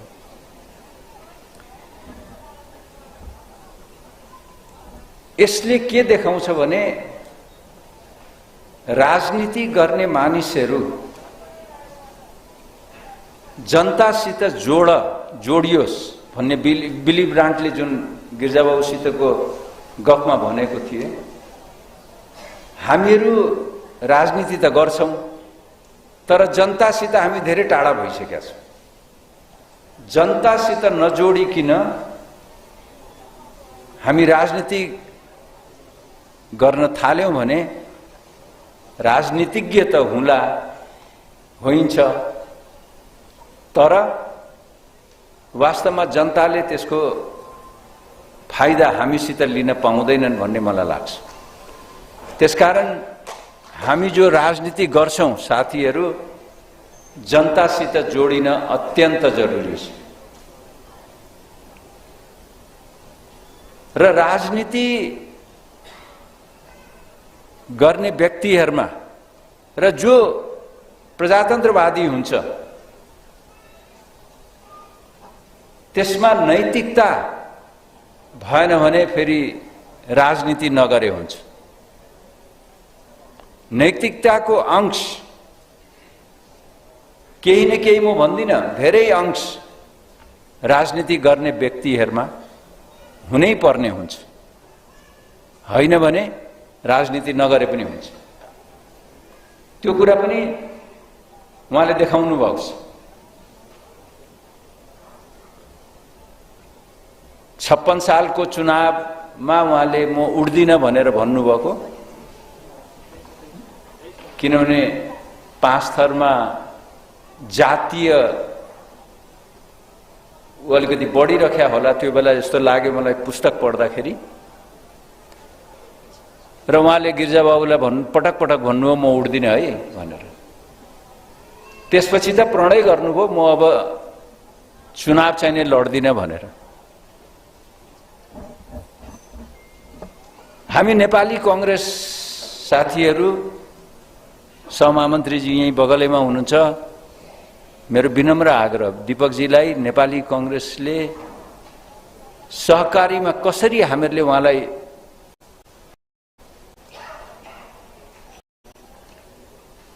मद्दत गर्ने र नेपाली कांग्रेसलाई फाइदा हुने काम हामीहरूले गर्नु पर्यो, देशलाई फाइदा हुने काम। दीपकजीको जुन कर्म क्षेत्र छ त्यसलाई हामीहरूले युज गर्न सक्नु पर्यो। युजको अलिकति नराम्रो असर उसबाट नलिउँ, राम्रो उसबाट लिउँ हामी। त्यसरी अगाडि माने बढ्नुभएको दीपकजी पुस्तक पनि अत्यन्त सरल, अत्यन्त रमाइलो हिसाबले उहाँले लेख्नु भएको छ। गिर्जाबाबुसित भएका घटनाहरू, दुःखका बेलाका कुराहरू र इन्ट्रेस्टिङ उहाँले समीक्षामा संवाददाता भएर पनि काम गर्नुभएको रहेछ। किन गर्नुभयो भन्दाखेरि त्यो बेला समीक्षाले एडभर्टिजमेन्ट पाउँदैन थियो, एडभर्टिजमेन्ट नपाएपछि पैसा हुँदैन थियो। दीपकजी खाता पितै घरको मान्छे, अनि उहाँलाई मदनमणि दीक्षितले भन्नुभएको छ दीपकजी तपाईँले काम गरिदिनु पर्यो, तर पैसा त म दिन सक्दिनँ भनेर भन्नुभएको छ। उहाँले सहर्ष स्वीकार गरेर उहाँले गर्नुभयो र उहाँले अन्य पत्रिकाहरूले पनि उहाँलाई रिक्वेस्ट गरेछन् छापिदिनुहोस् हाम्रो भनेर। दीपकजीले के भन्नु भने म जे लेख्छु त्यो छाप्ने हो भने म दिन्छु, नत्र भए म दिन्न भनेर भन्नुभएको छ। मैले भने नि अघि नैतिकताको कुरा गरेँ नि, राजनीतिमा नैतिकता भएको व्यक्ति बहुत कम हुन्छ, दीपकजी त्यसमा एक हुनुहुन्छ भन्ने कुरा तपाईहरुलाई राख्न चाहन्छु। आदरणीय दाजुभाइ दिदीबहिनीहरू, अहिले हामी अत्यन्त अप्ठ्यारो परिस्थितिबाट गइरहेका छौं, गुज्रिरहेका छौं। त्यो परिस्थितिबाट हामी कसरी उम्किने, कसरी निस्किने भन्ने हामीहरू सबैको सोच छ। डेमोक्रेसीलाई कसरी स्ट्रेन्थन गर्ने त्यो कुरालाई हामीहरूले सबै राजनीतिक, यहाँ राजनीतिक कर्मीहरू पनि हुनुहुन्छ, आध्यात्मिक साथीहरू पनि हुनुहुन्छ, अन्य विधाका साथीहरू पनि हुनुहुन्छ। हामी सबैले सोच्नु पर्ने हुन्छ, नेसनलाई, राष्ट्रलाई सबभन्दा पहिले हामीहरूले सोच्नु पर्ने हुन्छ।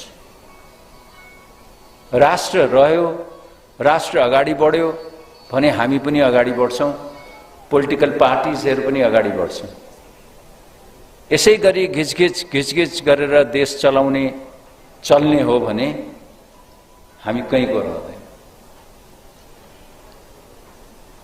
आदरणीय साथीहरू, दाजुभाइ दिदीबहिनीहरू, यही परिस्थितिबाट अगाडि बढ्दा देश कता पुग्छ, कसरी जान्छ भन्ने हामीहरू सबैलाई चिन्ता छ। एकजना विद्वान मित्रले, मेरो साथीले सोध्नुभयो, डाक्टर साहब के नेपाल अब श्रीलङ्का बन्छ भनेर जुन दिन राष्ट्रपतिको प्यालेसमा तपाईको जनता छिरे र राष्ट्रपति भागे श्रीलङ्काबाट, त्यही दिन मलाई सोध्नुभयो। मैले श्रीलङ्का त बन्दैन, त्यो आफ्नो ठाउँमा छ, त्यस्तो अवस्था त छैन, तर हामीहरूले समृद्ध नेपाल बनाउने हो भने दुई तीनवटा काम त गर्नै पर्ने हुन्छ। श्रीलङ्का जस्तो नबनोस् भन्नको लागि दण्डहीनताको अन्त गर्न पर्ने जरुरी छ, भ्रष्टाचार निर्मूल गर्नुपर्ने जरुरी छ, सुशासन दिन सक्नुपर्ने हुन्छ। सुशासन छँदै छैन भने पनि हुन्छ यो देशमा।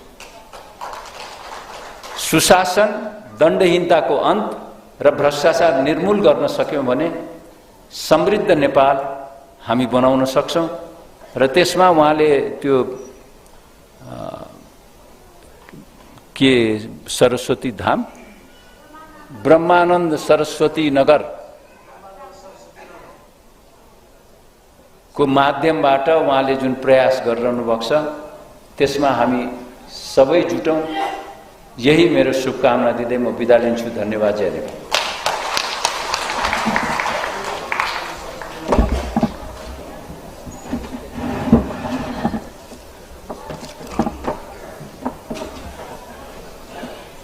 धन्यवाद डाक्टर शेखर कोइरालाज्यू।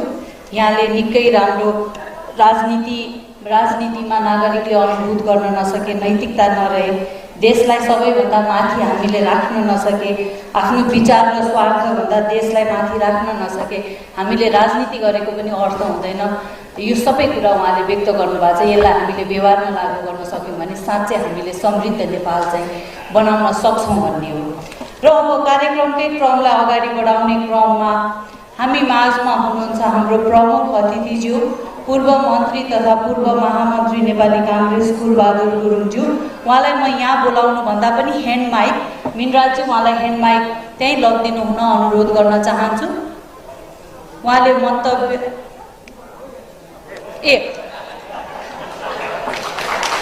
यो उमेरमा यो ऊर्जा हामीले साँच्चै नै जोरदार तालीका साथ उहाँलाई स्वागत गरौँ।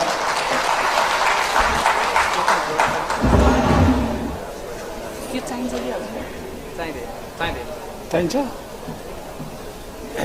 अब 80-85 वर्ष यसमा बोल्ने सबैमा आउँछ। साथीहरू, बडा राम्रो रमाइलो गरेर हामीले आज यो समारोह सक्दैछौँ। अघि दीपकजीले भन्नुभयो कि केबी गुरुङहरूसँग म कालिम्पोङ गएँ बिपीलाई भेट्न। त यो भेटेर देखेर सुनेर के कुरो हुन्छ के कुरो हुँदैन, बडा अप्ठ्यारो कुरो छ। कालिम्पोङबाट आएर उहाँले के सिकेर आउनुभएछ भन्दा कोअपरेटिभ। सरासरी आफ्नोमा आएर उहाँले कोअपरेटिभ कार्य सुरु गर्न थाल्नुभयो। दार्जिलिङ सिक्किम घुम्न जानुभयो, घुमेर आएर उहाँले के देख्नुभयो? डाँडा काँडामा चिया लगाउनु पर्छ, उहाँले चिया लगाउनु थाल्नुभयो। त यो शिक्षकले दिने कुरा हो कि यो होइन? त्यस कारणले प्रहलादमा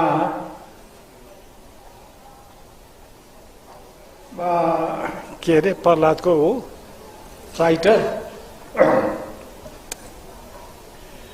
हाम्रो राणा, उहाँले लेख्नु भएको छ, गुरु बन्न उही सक्छ जो चेलो चिन्न सक्दछ, जो चेलो चुन्न सक्दछ। पढाउँछु भने गर्व गर्न हुन्छ भने गुरु गएर चिल्ला ढुङ्गालाई पढाउनुहोस् त। गुरुले होइन, शिक्षकले। शिष्य कस्तो हुनुपर्दो रहेछ के दीपक बाँसकोटा जस्तो खालको। दार्जिलिङ सिक्किम घुमेर आउँछ, डाँडा काँडामा चिया लाउनुपर्छ भने ऊ जान्दछ। सबैजना पुगेको छ नि, सबैजना दार्जिलिङ गएको छ नि, सिक्किम घुमेको छ नि, दिमागमा आएन त? होइन, यसलाई कसरी चलाउने? कोअपरेटिभ कहाँबाट आयो उसको दिमागमा कोअपरेटिभ लगाउनु पर्ने? उसले कोअपरेटिभ फार्म सुरु गर्यो।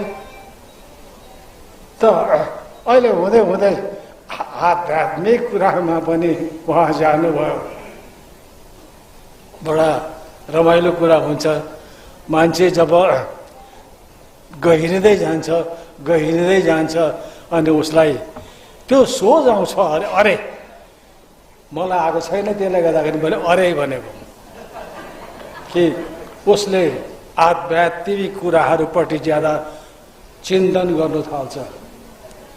तर म दीपकजीलाई एउटा रिक्वेस्ट गर्नु पर्यो भनेको कि आध्यात्मिक कुराहरू ज्यादा सोच्यो भने मान्छे सन्यासी हुन्छन् अरे भनेर सुनेको छु म। दीपकजी कृपया तपाईँ सन्यास जग पढेर नलाग्नु होला। तपाईँले जोड नगरे कोअपरेट सोलर गरेर आउनु भएको छ।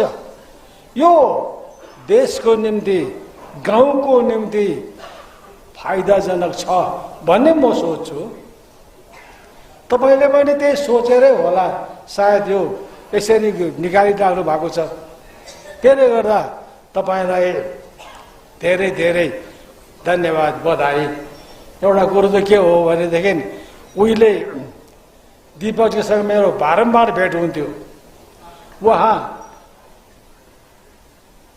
पास्टर बस्नुहुन्थ्यो, म इलाम, अनि हामीहरूको भेट भइबस्थ्यो सदैव। तर हिजो आज एउटा कुरो अप्ठ्यारो छ, म पाटन बस्छु, उहाँ ललितपुर बस्नुहुन्छ, हाम्रो भेटघाट हुँदैन। त्यसले गर्दा दीपकजी यस्तो बेलामा तपाईँसँग मेरो भेटघाट भयो। यो भेटघाट यो बेलामा आजभोलि अलिक कहिले कहिले अलिक छिटो छिटो भेटघाट पनि हुन्छ, कुराकानी हुन्छ। कुराकानी के हुन्छ, म त बुढो भइसकिहालेँ, मैले त सबै कुरो छोडिसकिहालेँ भन्दा पनि हुन्छ। तर तपाईँको त उमेर छ, तपाईँको अहिलेसम्म तागत छ। त्यसले गर्दा जसरी तपाईँले सुरुवात गर्नुभएको छ त्यसरी नै यसलाई अगाडि बढेर लगिराख्नुहोस्। त्यसो भयो भने गाउँको देशको विकास होला भन्ने म सोच्छु। तपाईँलाई धेरै धेरै धन्यवाद, धेरै धेरै बधाई। जय नेपाल।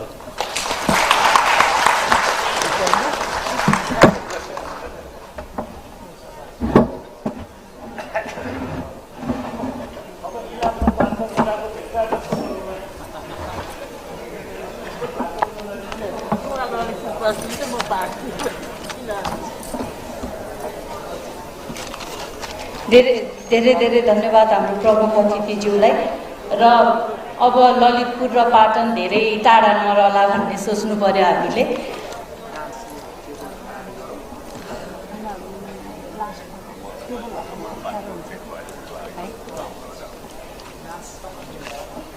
हामी अब कार्यक्रमको निकै अन्त्यमा आइसकेका छौँ र हामीसित अन्त्यमा लास्टमा चाहिँ हामीसित एउटा तिलङ्गा टार स्कुल जहाँ हाम्रो चेतनामा आधारित शिक्षाको हामीले प्रोग्राम पनि चलाइराखेका छौँ, त्यहाँको भाइ बहिनीहरूले एउटा नृत्य पनि प्रस्तुत गर्नुहुनेछ। मैले अब यहाँ उद्घोषक भएर आज दिनभरि यो उद्घोषण कार्यक्रम गर्दै गर्दाखेरि मैले केही धेरैभन्दा धेरै आएका चिजहरूलाई समावेश गर्न खोजेको थिएँ। यद्यपि त्यसमा केही छुट्यो भने यहाँहरूले मलाई क्षमा गरिदिनुहुन्छ भन्ने लागेको छ। र अब हाम्रो अर्को वक्ता हुनुहुन्छ, उहाँ वक्तालाई बोलाउनुभन्दा पहिला मैले थोरै एउटा यही निष्ठाको यात्राको एउटा लाइन, एउटा पृष्ठ यहाँहरूलाई सुनाउन चाहेँ। यो पृष्ठ 141मा रहेछ।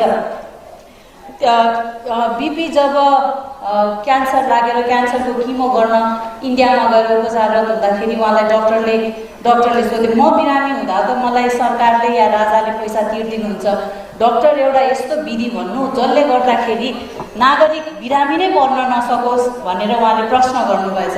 र डक्टरले त्यो प्रश्नको जवाफ चाहिँ कसरी दिनुभएछ, बिपीको कुरा सुनेपछि चिकित्सक चकित परेछन् र आँखाभरि आँसु जमाउँदै भनेछन्, कोइरालाजी यस्तो प्रश्न त महात्मा गान्धीले मात्र गर्नुभएको थियो, यस्तो प्रश्न सोध्ने तपाईँ दोस्रो व्यक्ति हुनुहुन्छ। भनेपछि नागरिकको त्यतिखेर पनि शिक्षा र स्वास्थ्य नै महत्त्वपूर्ण रहेछ, आज पनि शिक्षा र स्वास्थ्य नै महत्त्वपूर्ण छ। र नेपाल महर्षि फाउन्डेसन र डाक्टर दीपक प्रकाश बास्कोटाले भागवती ध्यान र यो अभियान किन सुरु गर्नुभयो भन्दा हरेक नागरिक पैसा तिरेर आफ्नो लागिसकेको रोगको उपचार गर्न नसक्लान् तर सहज जीवन बनाउन सक्छन्। त्यो के को मार्फत भन्दा भागवती ध्यानको मार्फत, वैदिक अर्ग्यानिक एग्रिकल्चरको मार्फत, स्वस्थकर खाना खाएर भागवती ध्यान नियमित गरेर यसले हाम्रो जीवन स्वस्थकर बनाउन सक्छ र यो अभियानमा उहाँ होमिनु भएको छ। र यही प्रसङ्गलाई जोड्दै आज यस कार्यक्रमका सभाध्यक्ष प्राध्यापक डाक्टर कुलप्रसाद कोइरालाज्यूलाई, पूर्व उपकुलपति नेपाल संस्कृत विश्वविद्यालय, उहाँलाई मैले यो वैदिक आध्यात्मिक जीवनको बारेमा प्रकाश पार्दिन, उहाँलाई केही एक दुईवटा जिम्मेवारी छ। एउटा भनेको यस निष्ठाको यात्रा पुस्तकको वैदिक आध्यात्मिक जीवनबारे पनि उहाँले प्रकाश पारिदिनु हुनेछ। सँगसँगै उहाँको मन्तव्यसहित यस सभालाई विसर्जन पनि उहाँले नै गरिदिनु हुनेछ सभा अध्यक्षको हैसियतले। र उहाँलाई मैले यस मञ्चमा निम्ताउन चाहे प्राध्यापक डाक्टर कुलप्रसाद कोइरालाज्यू।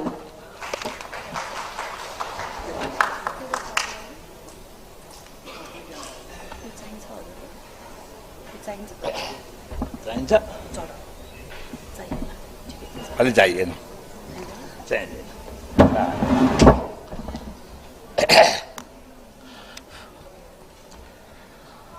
ओम नमो सभाभ्य। यस कार्यक्रमका प्रमुख अतिथिज्यू नेपाली कांग्रेसका वरिष्ठ नेता डाक्टर शेखर कोइरालाज्यू, यहाँ उपस्थित हुनुभएका अन्य विद्वान प्राध्यापक मित्रहरू, अमेरिकादेखि हामीलाई ऋग्वेद पढाउन यहाँ पाल्नु भएको छ हाम्रा वेदविदहरू। अब रमाइलो दिन हाम्रो आएको छ। त्यो के भनेर भन्दाखेरि हाम्रा हिमालका कन्दरामा वेद लेखिए, ती ऋचाहरूलाई हाम्रा नदी नालाहरूले बगाएर 7 समुद्र पारी पुर्याइदिएछन्।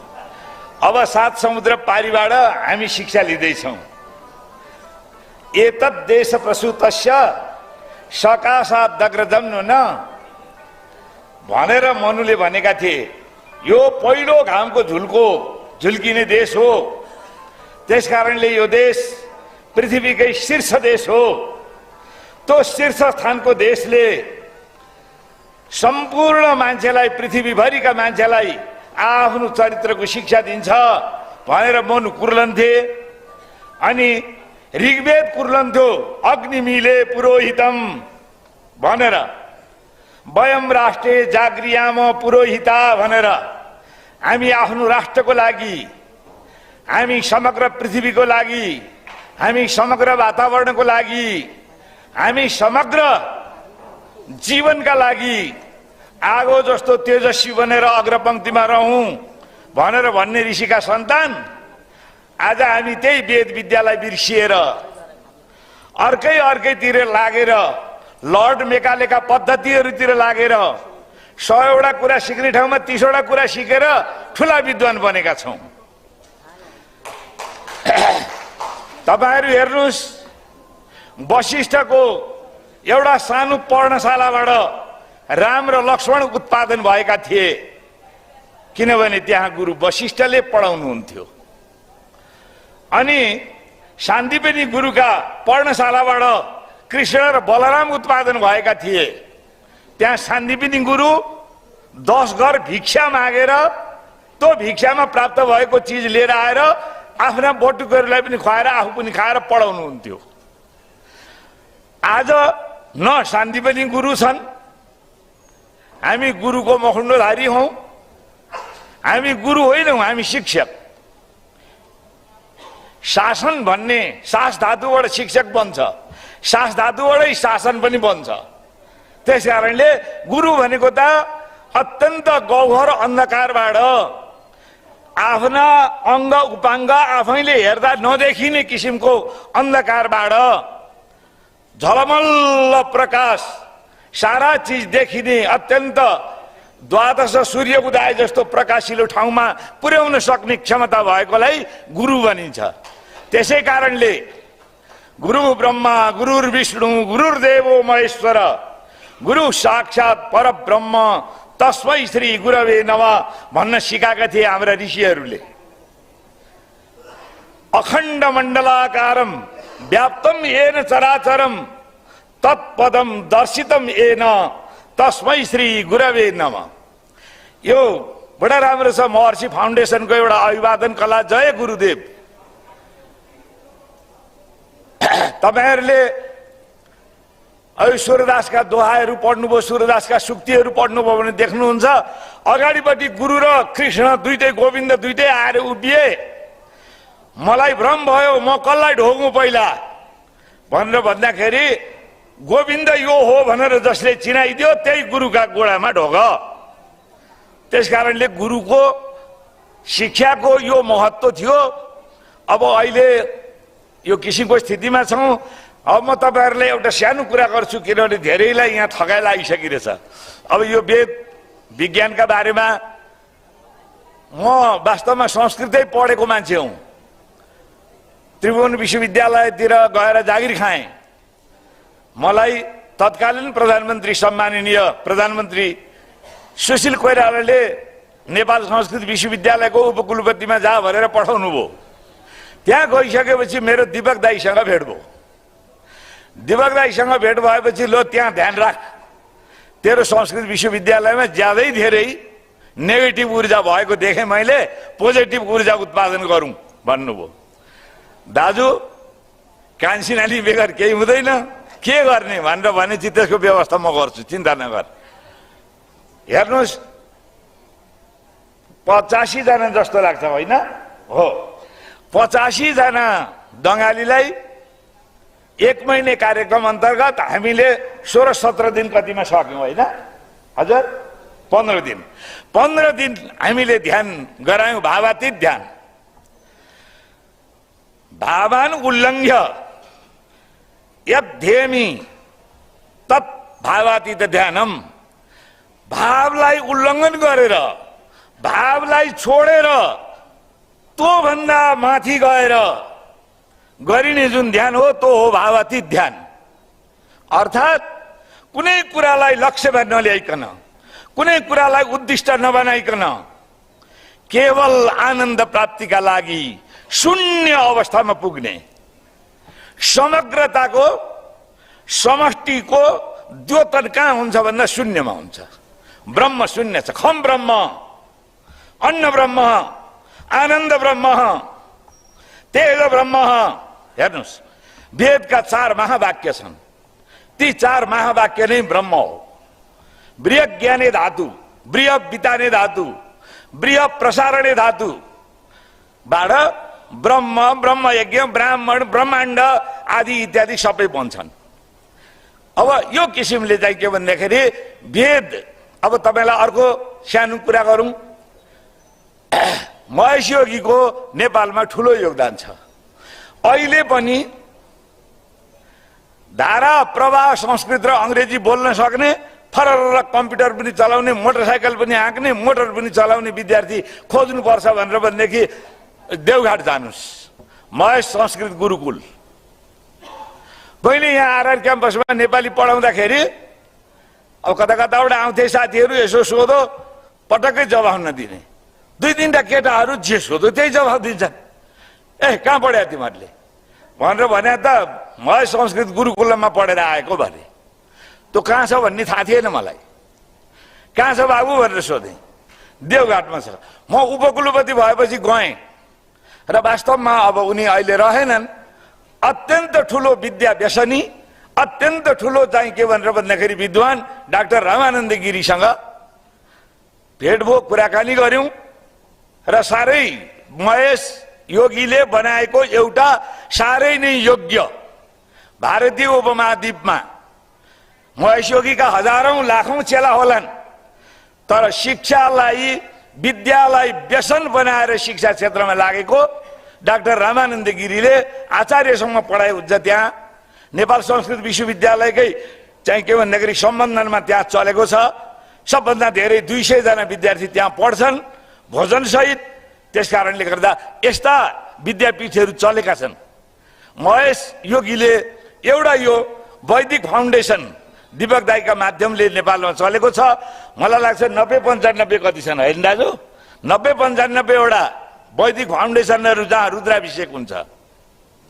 रुद्राभिषेक भनेको वैदिक सनातन आर्य धर्ममा समग्र ब्रह्माण्डको हितको लागि गरिने चिज हो त्यो रुद्राभिषेक। अहिलेको साइन्स यदि हेर्नुभयो भन्दाखेरि त्यो चाहिँ के भन्दाखेरि एउटा त्यो ऊर्जा इनर्जी हुन्छ, जुन इनर्जीलाई सधैँभरि पानी चढाएर ठन्डा बनाउनु पर्छ, अन्यथा विस्फोट हुन्छ। हो, त्यसको प्रतीक हो त्यो शिवलिङ्ग। अब यसको वैदिक व्याख्याहरू धेरै लामा छन्। म अहिले उहाँले त्यो ध्यान सिकाउनु भयो, त्यहाँ गएर ध्यान गरिसकेपछि म अचेलभरि सधैँभरि बिहान 4 बजे उठेर नुहाइधुवाइ गरेर म ध्यान गर्छु। तर दुर्भाग्य यो मेरो जिब्रो बडा विचित्रको छ, खानेकुरा जे बार्नु पर्थ्यो त्यो बारेको छैन। त्यसले गर्दाखेरि अलिकति अप्ठ्यारो। अनि त्यस पछाडि त्यो ध्यानले के गर्यो, अहिले पनि मलाई दाङबाट भन्छन्, सर हजुरले भनेपछि त दीपक सरले पठाइदिइहाल्नु लौ न, यो ध्यान त हाम्रो त अस्पिल्टो भयो भने। अब मलाई लाजले म दीपक दाइसित भन्न सकेको छुइनँ। किन भन्दाखेरि खर्च पनि गर्नुहोस्, गएर पढाइ पनि दिनुहोस्। अब त्यहाँ फेरि के छ त भन्दाखेरि अब त्यहाँका मान्छे त हाम्रा मान्छे छन्, साथीभाइ छन्, सारा छन्, समाज त हाम्रो छ नि। तर विश्वविद्यालय दीपक दाइ र कुलप्रसाद कोइराला हिँडेको बाटो लोटाउने खालका छन्। के गर्ने, यो अप्ठ्यारो हुँदो रहेछ हेर्नुहोस्। तर पनि हामी के हौँ भन्दाखेरि हामी अमृतका पुत्रहरू हौँ। अमृतस्य पुत्र भनेर चाहिँ सम्बोधन गरिएको छ। बारम्बार जान्न खोज्नुपर्ने आत्मा हो, बारम्बार बुझ्नुपर्ने कुरा आत्मा हो। आत्मा बुझ्नुहोस्, आत्मा बुझेपछि अध्यात्म बुझिन्छ। अध्यात्म भनेको यो सिङ्गो ब्रह्माण्ड चराचर एउटा सानो गणेउलादेखि लिएर डाइनासोरसम्म सम्पूर्ण यही ब्रह्माण्डभित्र छ।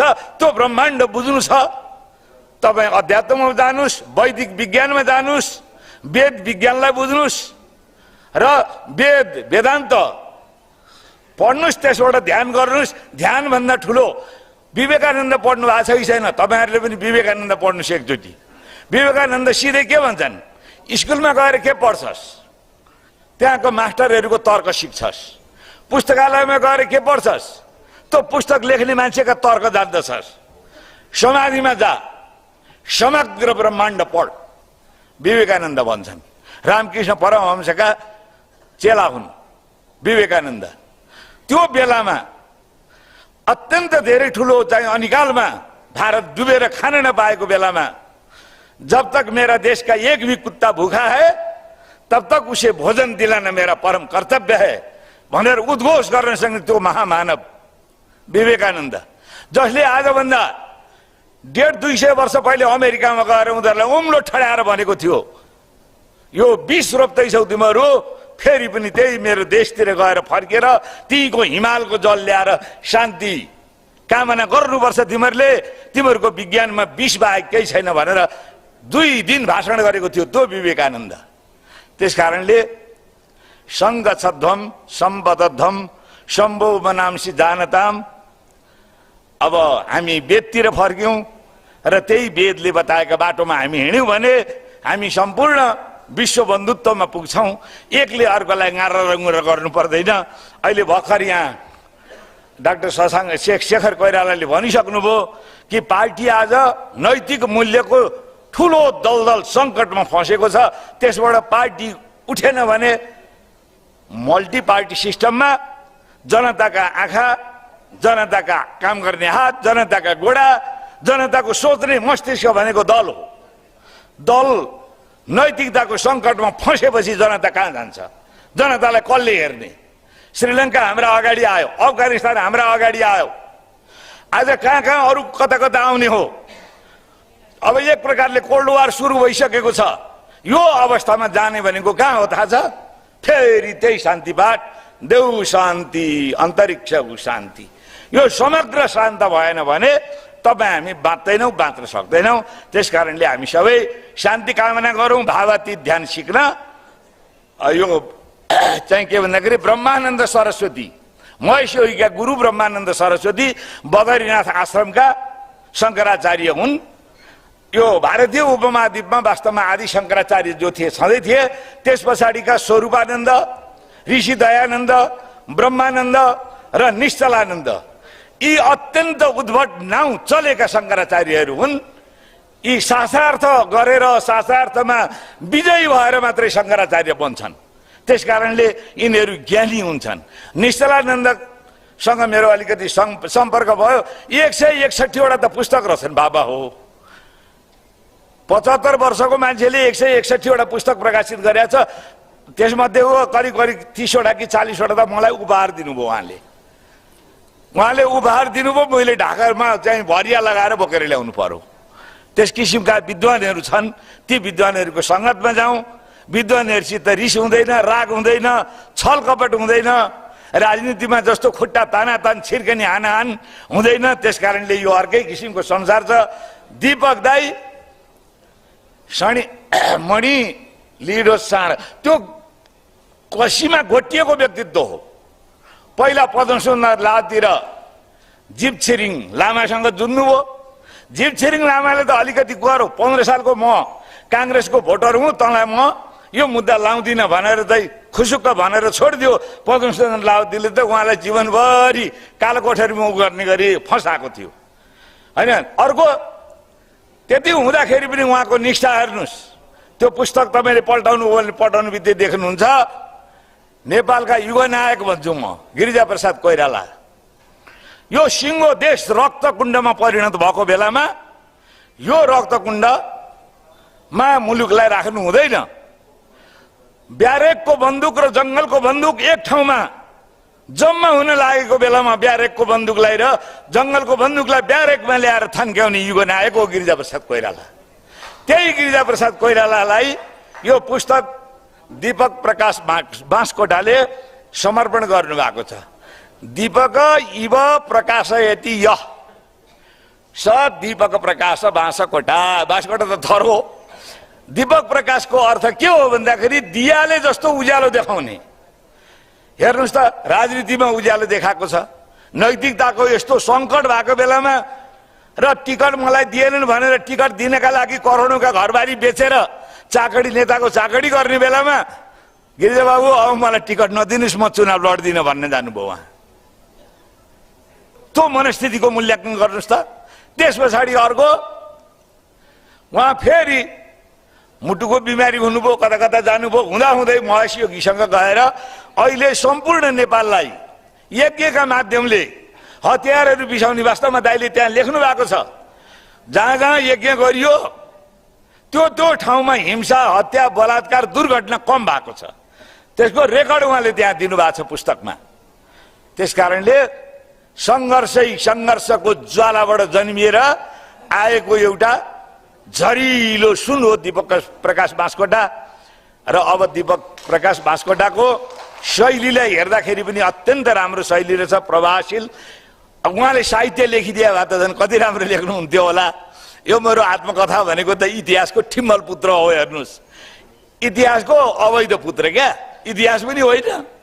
कल्पनामा आनन्दले पखेटा फटफटाउनु पनि पाइँदैन। त्यस कारणले यसलाई हामी इतिहासको ठिम्मल पुत्र भनेर पढाउँछौँ कक्षाहरूमा, विश्वविद्यालयहरूमा। है त्यो टाइपको चिज हो यो। त्यो त यति राम्रो छ, पढ्न थालेपछि मैले त त्यो पुस्तक राख्नै बिर्सेँ। भात खान आइज भनेको भनेर कराएपछि पो अनि त्यहाँबाट चिनु लाएर मास्टरै गएँ। त यो किसिमको चाहिँ के भन्दाखेरि लेखन कला रहेछ दाजु। अब यो भावती ध्यानका माध्यमले यो देशलाई अनैतिकता, अविश्वास, गुरुविजमको दलदलबाट मुक्त गराउन सकारात्मक ऊर्जा प्रवाह गर्न प्रार्थना गरौँ। र त्यसै गरी अर्को के भनेर भन्दाखेरि लर्ड मेकालेको शैक्षिक पद्धति र 7 समुद्र पारीका भाषा साहित्य होइन, हाम्रै हिमकन्दराबाट प्रभावित भएका विश्वविज्ञानलाई वेद विज्ञानका माध्यमले हामी पढ्न सकौँ।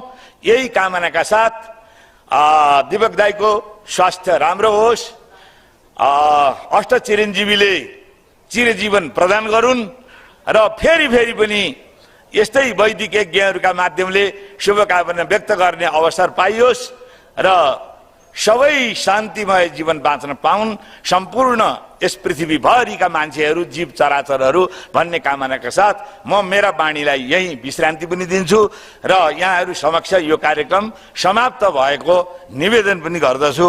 हस्, धन्यवाद। जय नेपाल। यहाँहरूलाई 2 मिनेटका लागि एउटा नाच प्रस्तुत हुँदैछ, बस्दिनलाई म अनुरोध गर्छु। तिलिङ्गाटार माविबाट आउनुभएका बहिनीहरू, 12 कक्षाका बहिनीहरूको एउटा सामूहिक 2 मिनेटको लागि आउँदै हुनुहुन्छ, उतार आउँछ, बस्दिनु सजोरहरू। नृत्य हेरिदिनु होला। बिहानैदेखि तयारी भएर आउनु भएको छ हाम्रो लागि। उहाँहरू सबै भावातीत ध्यानी हुनुहुन्छ। एकचोटि करताल ध्वनिले बहिनीहरूलाई साथ गरिदिन हार्दिक अनुरोध गर्दछु।